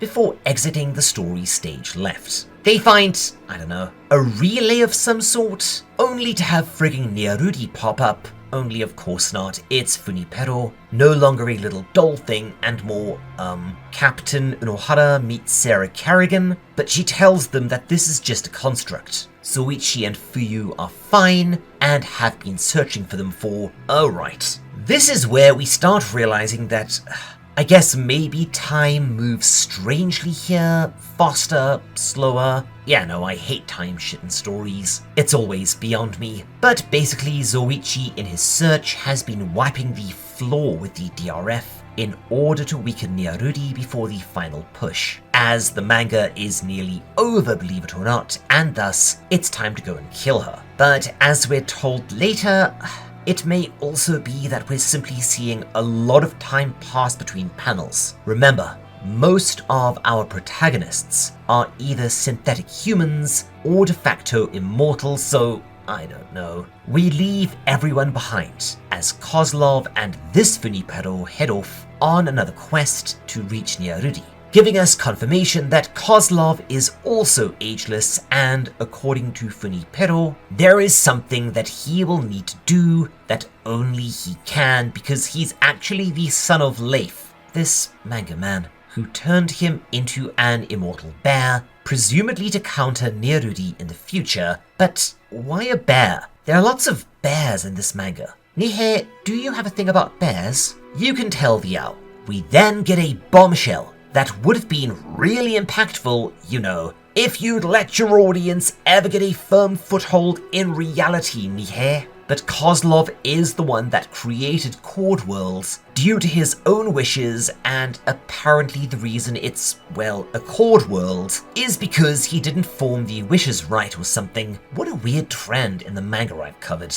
And we see them, many decades later, arriving at some sort of weird escarpment, haggard, but clearly closing in on their destination. Yeah, okay. Meanwhile, in yet another manga, we get some more truly gorgeous art of another village. This one with a kind of Edo period Japan vibe, where two inspectors, let's call them Ornstein and Squat, enter a house to Sheriff of Nottingham some food, which arrives looking like why Rico got separated from the party in Layer 6. They are warned about the inhabitants of their destination, a tribe rumored to have incredibly ugly women who essentially force strangers to sleep with them. Nihei, we're nearly done with this chaos. Do we really have time for your weird kinks that probably also involve bears in some capacity? But seriously, as always, the story really is just here to let the art and the mood walk and talk.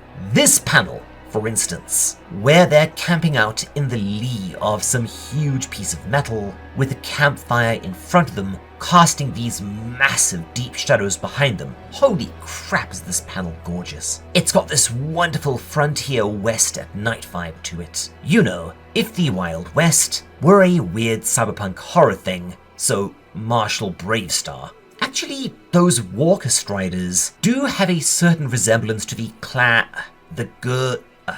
80s cartoon. No, seriously. Like all the other Filmation shows that were basically just glorified toy commercials, most of the budget clearly went into the mind-blowing intro, with the rest of the show being kind of a fart. Haha, you think that's cheeky? Just look into Filmation's other cartoons, in particular the Ghostbusters. No, not these guys. These guys. Confused? Google it. You will get a chuckle. It was basically the 80s cartoon version of clickbait. Anyways, where was I? Oh right, we actually get a hint as to what's going on.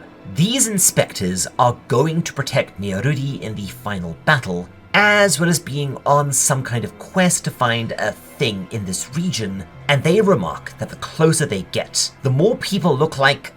Okay, so this may be a mild spoiler, but I'm just going to cut through the wibbly-woo and say that these people look more like actual human beings, along with the terrain, slowly but surely, looking more terrestrial than biomechanical, meaning that, I presume, they are headed into what remains of Earth, sorta kinda grafted onto the Cordworld. And yeah, I forget if I've already plugged House of Doors as a more coherent series in a similar headspace, but you should really read House of Doors and its even better sequel Maze of Worlds, aka House of Doors 2, Brian Lumley. How have you not been adapted yet? You were basically Lovecraft's successor, and honestly way better in a lot of ways. They then run into the, These are the natives they were warned about, but rather than being ugly, they're just humans. Are they supposed to be ugly by android standards? I don't know. But maybe the forced mating thing is them trying to maintain enough genetic variation to avoid being born as mostly teeth and fingers. But they immediately think the first human they see is Nyarudi, who drops food and then runs away, but they soon run into...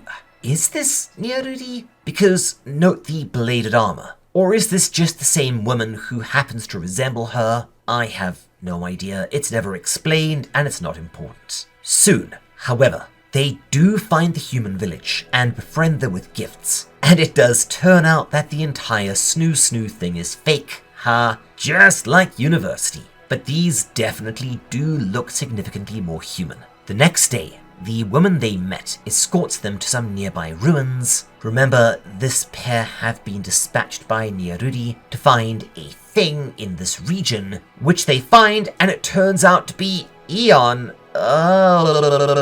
What is going on in this manga? I need a break, chaps, because my brain is beginning to squeak.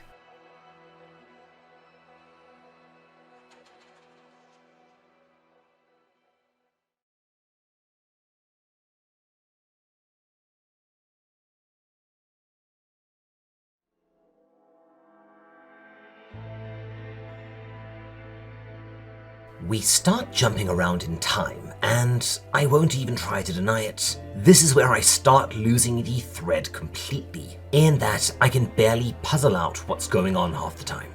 It's just...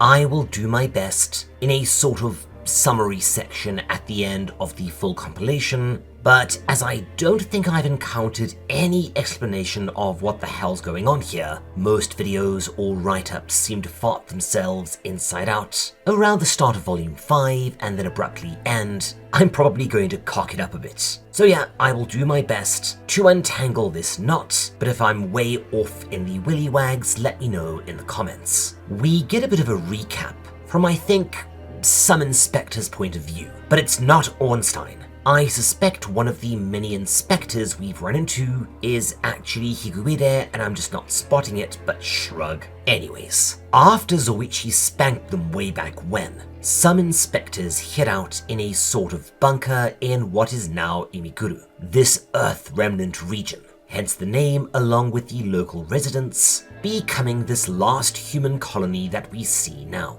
In the present, I think, this manga man, they watch as the drones form weird, flower-like antennae to do something. Yes, germination wibbly-woo, but it's not important. Elsewhere, in some sort of city-like zone, Zoichi and several inspectors are involved in an Akira motorbike chase. It's all very pretty, and the detail is amazing as he completely wipes the floor with them, but Nihei, we're nearly at the end, and this feels like an action beat from the middle or something. Regardless, they are closing in on Nyarudi at last, presumably at the center of Imiguru, in her last fortress, with everyone seeming to be headed there for the climax. And sure enough, we spot her final Dr. Wily castle, presumably on loan from the mighty monarch. Seriously, I'm still pissed that got cancelled. And it's an all-out war from here on out. While Zoichi storms the gates, Funipero activates a construct and invokes her control over the substance of the Recreator to mess with their defenses, and while the inspectors absolutely hammer at her with gunfire, she uses her psionics, always represented with the white ectoplasm, to completely negate it. Or maybe she's warping the world to act like a shield? Who the hell knows? Realizing that Nyarudi is at the bottom of the hive, Funipero drills down and yeah, there she is. It's time for Funipero to get her revenge for Ya, because manga, Nyarudi dons some sort of spiky black armor, while Funipero is dressed in white, but also swords because, well, swords are also cool. They fight for a while, and then we do that thing. You know, the Kurosawa thing, where two swordsmen do a pass, one is wounded and seems to have lost, before the other one collapses dead.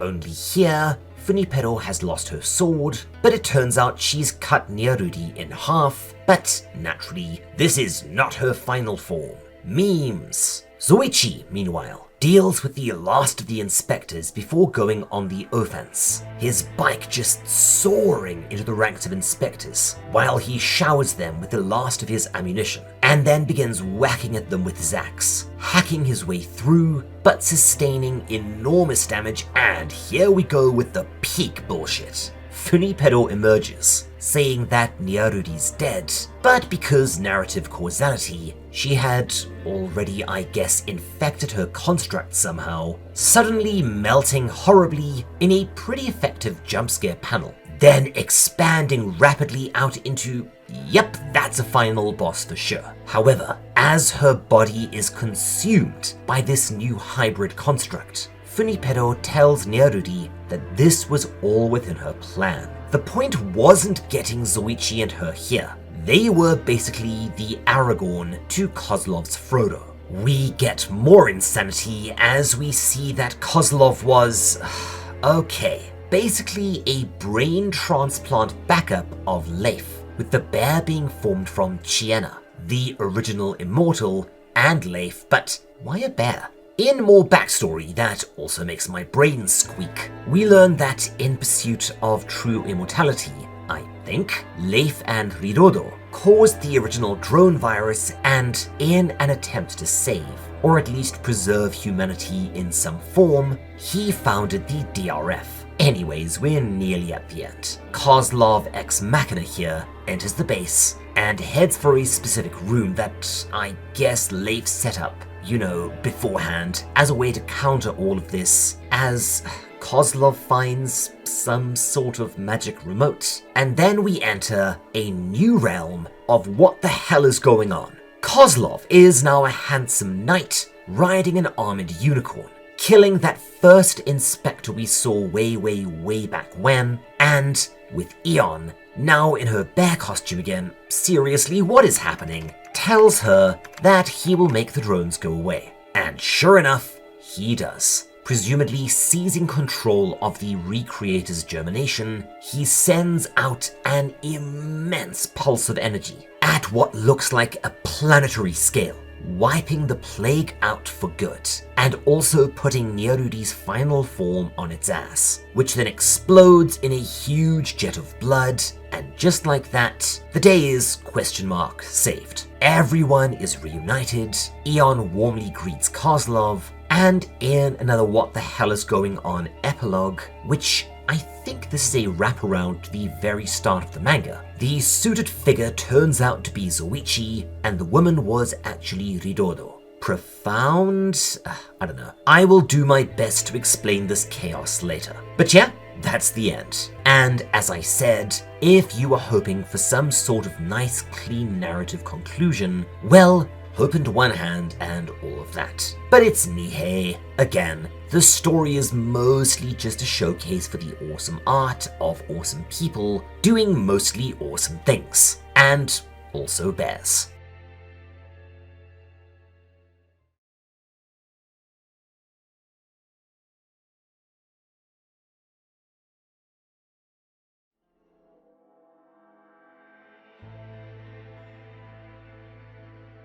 Alright, so now that that's done with, and as previously mentioned, I would like to introduce a new segment titled, What the Hell Just Happened? So let's take a look at this ...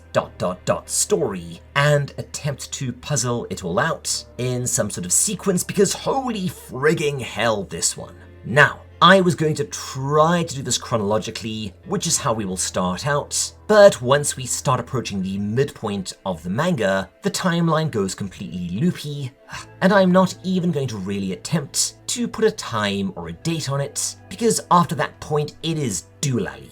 Oh, and one last thing. I've relied to some extent on the various scattered wikis and forum posts, both Japanese and English, a website by one of my subscribers, Renwriter, and a pair of videos by Insane N Studios, now rebranded as Student of God, the latter two of which are linked in the comments. And, well, a last thing, please keep in mind that this is a manga where the plot provides the flimsiest of scaffolds for what is, for the most part, an art and mood piece more so than a coherent narrative. It doesn't make a lot of sense because it doesn't have to make a lot of sense. What matters is the mood, the art, the designs, and how it all feels. Anyway, in the distant past, a woman known as Ridodo was born. She was a sort of evolved or mutated being with additional chromosomes granting her special abilities, including secretion of a special pollen-like substance and immortality. I will be referring to her as a mutant moving forward, partially because Nihei loves Marvel, especially the X-Men. In the 2000s, the colonization of Mars began, and shortly after, a strange, seemingly fossilized alien creature was found on Mars. Because humanity, experimentation began, and the creature was revived. A large bug with 7 legs, but what was more interesting is that it contained these funky microbes that did all sorts of weird shit, including generating plant-like ovules within the creature's body. Think eggs, but vegetable. Around the time of this discovery, 300 years after her birth, Ridodo was discovered and analyzed by scientists, her pollen being dubbed the reverse morphic polymer. As that's a complete linguistic car crash, we will be calling it pollen. Now, with her in hand, they decided to do some of ye old mad science, attempting to use her pollen to fertilize the ovules of the creature on Mars. Because, yeah, mad science. This is odd, as wouldn't the pollen designate her male? I don't know about this shit. Regardless, they were attempting to harness her immortality, presumably to make other humans immortal, not just for profit and the betterment of mankind,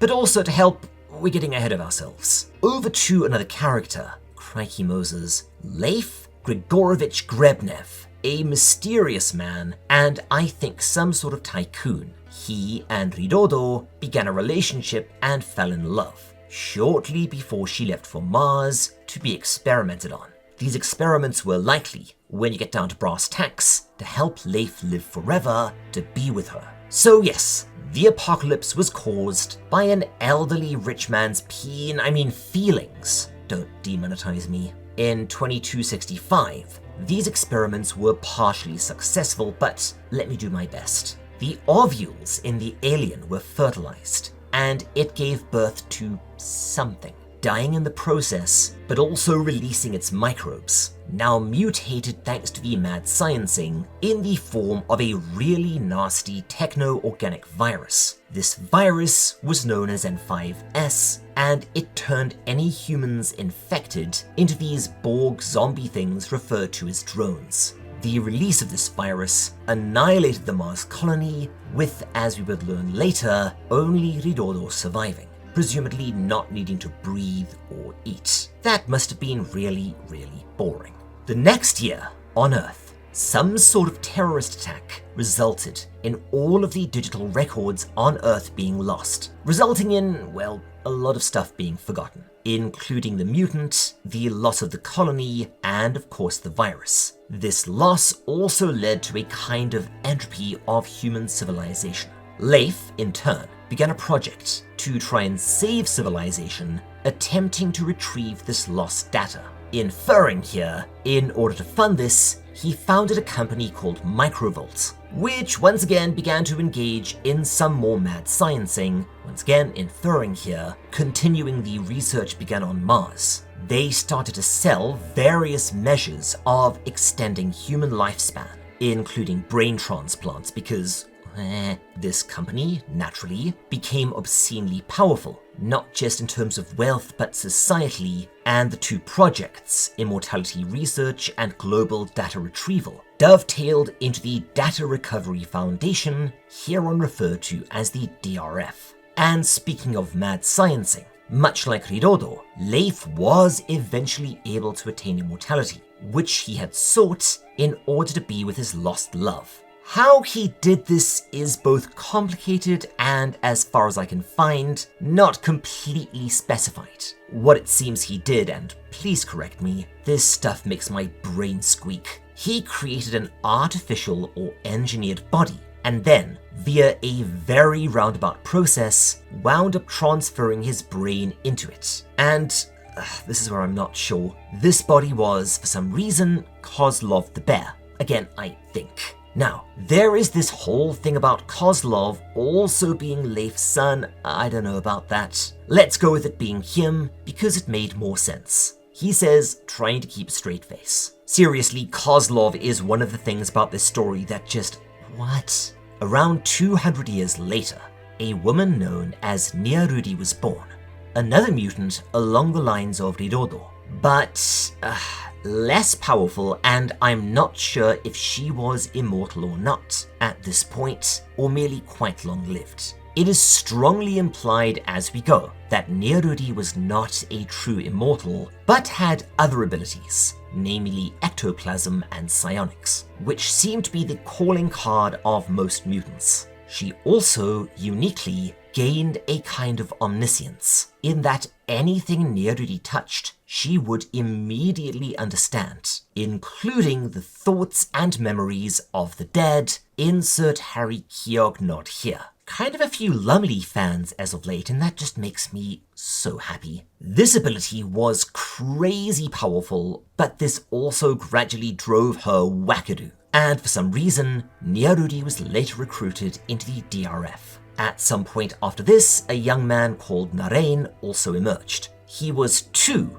a mutant esper, but not quite at the level of Niarudi. Nonetheless, his abilities, much like her, drove him nutso. However, using her omniscience and her psionics, she was able to understand him and calm him, and also recruited him into the DRF. This next bit is another one where I'm really unclear. The pair eventually became friends, possibly lovers, and as they aged, no, I'm still not clear on the life cycle of the mutants, but this is the bit that I think implies that they aren't exactly ageless like Ridodo. They snuck into Leif's quarters and, in a locket with Ridodo's picture on it, discovered several seeds.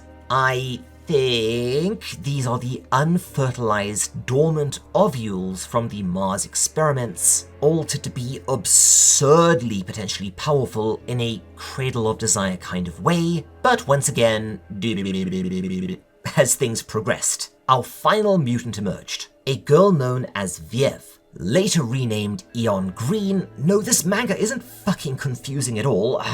At last, a true immortal like Ridodo, also capable of producing that pollen substance needed to fertilize an ovule. Naturally, experimentation began again, and they were able to fertilize an ovule using Eon's pollen and somehow with cells from Leif. Now, this is yet another bit where I lose the thread, but in these experiments, I think this is where he was able to make himself immortal, transplant his brain around into the bear finally, I think, and we are off to the races. This would herald all sorts of really bad shit to come, because seeing this unfold, Niarudi realized that if Leif's experiments continued, he would wind up making humans immortal, creating a kind of resource crisis and some sort of Armageddon. Remember, Niarudi, even then, was both insane and ridiculously powerful. Her goals, as far as I understand it, yes, I'll be saying that a lot, were to wipe out most of humanity, most technology, and to basically become God. Perceiving the danger presented by Niarudi in the early 2800s, Leif sealed off his satellite base and went into hiding, also sending Eon off somewhere, with Kozlov / his son / him to watch over her. In response, Niarudi and Narain took over the DRF and kind of turned it into Hydra. Keep in mind that everyone involved in the DRF is some flavor of crazy and evil. Narain, however, was also starting to become wary of Niarudi, thus upgrading himself via new funky bodies to both increase his power and stop her from reading his mind. I think this implies that these bodies were cybernetic in nature, later being synthetics, but we're getting ahead of ourselves. Narain would also form his own splinter group of the DRF to oppose Nyarudi, the PHS, with this sect including souped up biohazard type soldiers called inspectors that would often oppose our main characters, if that word applies to anyone in this, with Nyaruri calling her similar soldiers guardians until the recreator incident. Narain wanted to make everyone immortal. A fair while later, although not specified, Nyaruri was able to gain access to the satellite base and I think capture Leif. I'm still not clear on this, but by this point, she was bent on world domination, or anime villain plot number 3. Wipe out humanity aside from a handful of worthy specimens, with everyone else being zombots or amalgamated into her sort of meat planet hive mind she had planned. With the threat of the DRF looming large, a sort of resistance emerged, including a company called Toa Heavy Industries, which began creating synthetic humans in preparation, I assume, for war with the DRF, grown rapidly with their consciousnesses developed within an artificial reality. These guys were formidable, the most notable of these in the story being Zoichi and Fuyu. In 3004, Nyaruri sent a vessel to Mars, with Leif, I think, to retrieve samples of the N5S virus for more experiments, but I'm not clear if this entire thing and what was to come was in fact some kind of Machiavellian master plan originating with Nyaruri and her quest to wipe out humanity. She wanted to retrieve samples of the N5S virus. This is the bit we see at the start and I think at the end, with Leif in some form reuniting with Hirodo. He says, gently waving his hand in the air. In 3006, the vessel returned, but suffered some sort of cataclysmic accident, or perhaps Nyaruri sabotaged it, because this resulted in a drone drifting around the Earth in orbit, spreading the virus all over the place, with the synthetics, inspectors, and everyone else scrambling to wipe them out, or at the very least to contain the infection. I think this happens shortly after our story begins, with Zoichi and Fuyu arriving to fight the zombots at a random city, and the DRF, primarily Narain sect at this point, with Nyaruri letting him do the heavy lifting for now, running the show. Part of what everyone seems to be doing is hunting accommodators, people, generally mutants, immune to the N5S. Some in search for a vaccine, others, I assume, just looking for more power. Tumpty tumpty tumpty, pause for ad break.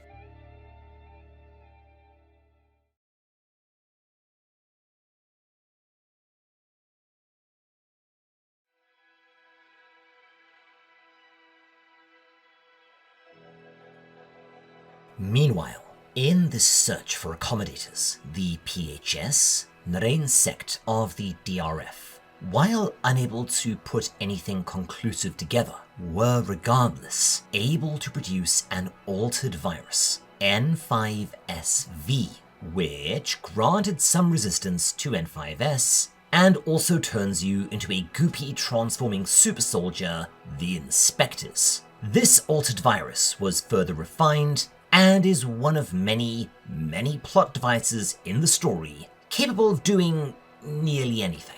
As this point in the story proceeds, everyone just galumps around for a while, with Soichi and Fuyu running into Kozlov and co, and Eon being captured, bear suit and all. No, I still don't understand why bear suit. Meanwhile, other synths, including Nishu, this lady, are kinda doing their own thing, as the plot kind of folds itself towards everyone trying to retrieve Eon. Both villains and slightly less villains. Narain and Nyaruri vie for power and access to the satellite base, eventually deploying their big guns. Narain's heaviest hitter, Higuide, a bananas powerful inspector, and Nyaruri deploying Kadaru Spindaru, who is a mutant like... wait, hang on. Kadaru Spindaru. Spindaru. Oh my goodness gracious me, it's fucking Spindle. I just clicked. These names. Narain is the initial villain, and is the one who launched the missiles against Toa. Remember this awesome sequence? Again, I think the implication is that Narain is a cat's paw for Nyarudi, who knows that he will eventually betray her. Remember, she's read his mind and is capable of understanding nearly anything. But she knows that if she just lets him do his thing, once he betrays her, she can just take over and claim credit for his work. Kind of like academia IRL. But in February of the year 3006, the DRF is finally able to achieve full world domination, with Narain taking Eon to his fortified satellite base, aiming to use her to make people immortal without turning them into drones. Shortly after this, Narain does indeed betray Nyarudi, and an all-out war between these factions begins. In response to Narain's gambit, in terms of capturing and withholding Eon, Nyarudi deploys a weaponized version of the pollen. Remember that stuff she was spraying that reacted with the drones? This is likely due to a sort of ersatz fertilization, a result of dicking around with the alien microbes and ovules in the mad science experiments on Mars. These are contained within the drones due to the N5S, and thus when the pollen arrives, it creates a huge amalgam of meat and nastiness, sort of like a biomechanical shoggoth. Narain upgrades his body into this thing, a stupidly powerful form, synthetic, with his perfected N5S. So powerful, in fact, that he's capable of turning the drones back into humans, essentially with overwhelming psionic power, but he is eventually defeated, ? When Nyarudi bombs the area with drones and pollen, and the resulting meat explosion engulfs everything. This turns into a sort of race as more stuff happens, with everyone fighting everyone in a quest to retrieve Eon. Nyarudi deploys more weaponized pollen. Kadaru sort of turns on her, but it's not important. What is important is that in the midst of the battle, Nyarudi is kind of killed, but is able to take over Narain's body, and yeah. This is where the story goes wildly off the rails, as if you pollinate enough ovules, you somehow go beyond meat blob, head towards meat city, meat continent, meat planet, and eventually you get a kind of meat galaxy, which is exactly what happens. Nyarudi's plan is put into action, with the drones acting as replacement ovules, and the pollen acting as, well, the pollen. And we then learn that the combination of these two at a certain level of mass can do nearly anything, reshaping matter as it sees fit. And it also has some kind of base sentience, maybe.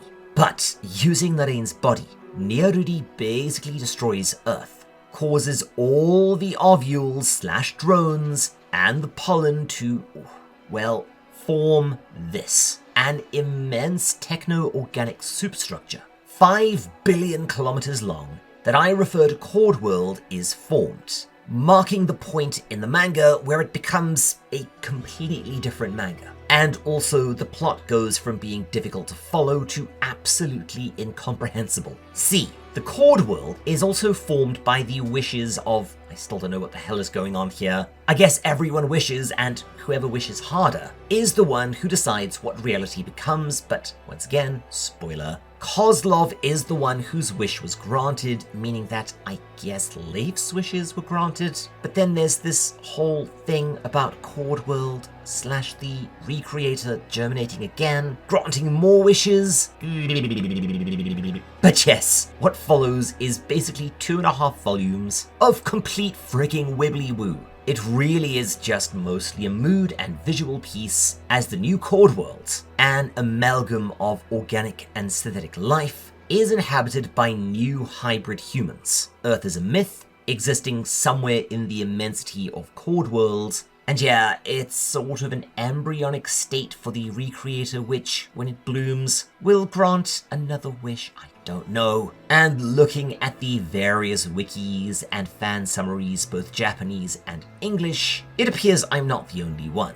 There is a reason why most attempts to do a deep dive on this manga completely fart themselves inside out after Cordworld is formed. But yeah, we rejoin Zoichi and Fuyu 200 years later. I've no idea if this is just the wish messing up time, or that long past, or there's some kind of dilation going on. It's never really explained. Immortals! Everyone kind of wanders around doing stuff, which is all I can really say about it. With Zoichi finding a village of hybrids, including a young woman called Ya. The village is attacked by a stupidly powerful inspector called Zero, who kills everyone, and it turns out that the DRF have been experimenting on some hybrid women, artificially impregnating them, and while she's killed, a puppet-like girl thing called Funipero is born, who I think this is supposed to be a clone of Niarudi or something, but it's so crazy, I do not understand this. But we later learn that, indeed, in order to try and control everything, Niarudi is attempting to create a clone of herself and seize control of the Cordworld wish via this kind of forced surrogacy, as Funipero is essentially a combination of Niarudi and Cordworld. We also see that Niarudi has fused with Cordworld, once again, probably in an effort to control it. We then get a completely out of the blue and plot irrelevant story, where Higuide saves a princess, kind of becomes a fantasy knight, and exits the story stage left. Zero is finally killed, but infects some hybrids with N5S, starting the drone epidemic on Cordworld, and potentially wiping out the entire universe. Kozlov and co appear again, everyone goes off to find Eon/fight Niarudi/stop her from using the germination to destroy everything. We get a whole bunch of time skips and ambiguous geography, then there's this long final battle sequence. Funipero beats Niarudi, Kozlov realizes that somehow this was all set up in advance for him. He uses the wish to change reality again, I think, which I am going to infer here, and I'm sure I'm probably wrong, but this is the only way to make this make sense. As in our final panel, we wrap back around to the very start of the manga, seeing a figure that most people think is Zoichi meeting Ridodo, but I'm gonna take a wild swing here and say that as part of his final wish, Kozlov/Leif altered things, rewinding Leif to a younger age, and allowing him and Ridodo to live together as immortals forever. I am almost certainly wrong, but either way, that is the best I can do with Biomega. Anyways, before we finish for the day, I just want to say a great big owl thanks, as always, to our amazing patrons, without whom this video really wouldn't exist. I am not kidding. With inflation what it is, and us often struggling to make rent month to month, this channel really does live and die on your generosity. So yeah, if you're looking for someone to thank for making these folks are your first stop. Oh, and with a bunch of new people coming in, people leaving, and channel memberships, I'm sorry, I always forget you guys. I'm almost certainly gonna cock this up. Please let me know in the comments if I miss you. Cheshire Quill, Cookie Dough, Cam Trigger, Melissa Marston, BK, Taylor Smith, Ang, Alice Teacup, Melly Pepper, Sam Glasper, Brendan, Majestic, The Spilled Milk, Kamarian Lindsay, Taylor Smith, Tak2M, Sefet, Anna MC, Mewhaku, Huna Hexchen, Adclear Andrew, Nate Corbin, Fluffy Burb, Kamolian, Endymion, Jake, B Empress, Simone, Squid, The Hedgehog Gamer, Rafferty, #Hermit, Yorgborg, William, Oishipan, Aaron Arnolds, Sallyface, Kozen Doji 180, JMD Reed, Mootle, Maverick Mooner, Hamwise the Stout, Gunslinger Zero, Jalen R, Mike, Chilled Ice, Ranger Danger, Rose Montgomery, Inukie Koji, John Knapp, Cal Core, Opinion Custard, Robert Dote, Wargle, Hunting for R2D2, Jalen R, Lee, Eleanor, Crazy, Question Man 6, Ring Miskell, Callie Caris, JL, Lance Goebel, Piece of Yeast, Lightspeed, Jathis, and Fogweaver. As I said, I'm also sure that there's at least one person I've forgotten, so to you, my apologies and thanks anyway. And yeah, as always, I also want to say a special thanks to Jathis and Fogweaver, our Albard patrons. These guys are a big part of how we survive right now. Trust me, so thank you for your generosity. If you haven't already, like, subscribe, comment, and all of that good jazz. It really does help us out in terms of the YouTube algorithm, which, And otherwise, if you want to support this channel, please consider patroning up. You will get access to some pretty fun perks like exclusive emotes on the Discord, an exclusive channel, early access to videos, an exclusive video, my book, which will hopefully get some updates soon, a couple of other things, you know, all good stuff. White Whistle and Albard patrons can also commission videos, with Albards being able to commission deep dives, and patrons as a whole having a lot of input on what manga I cover on this channel and how. If you do fancy supporting us in other ways, you could leave us one of those super thanks things. And as I said in the ad spot, Mrs. Owl's art commissions and her editing services are still available, so if you're looking for something like that as a birthday present, or just an OC, or some help with your own comic, book, or manga, all of her links are, as always, in the description. Cheers, my friends, and thanks again. Until next time, this is the Owl, signing off.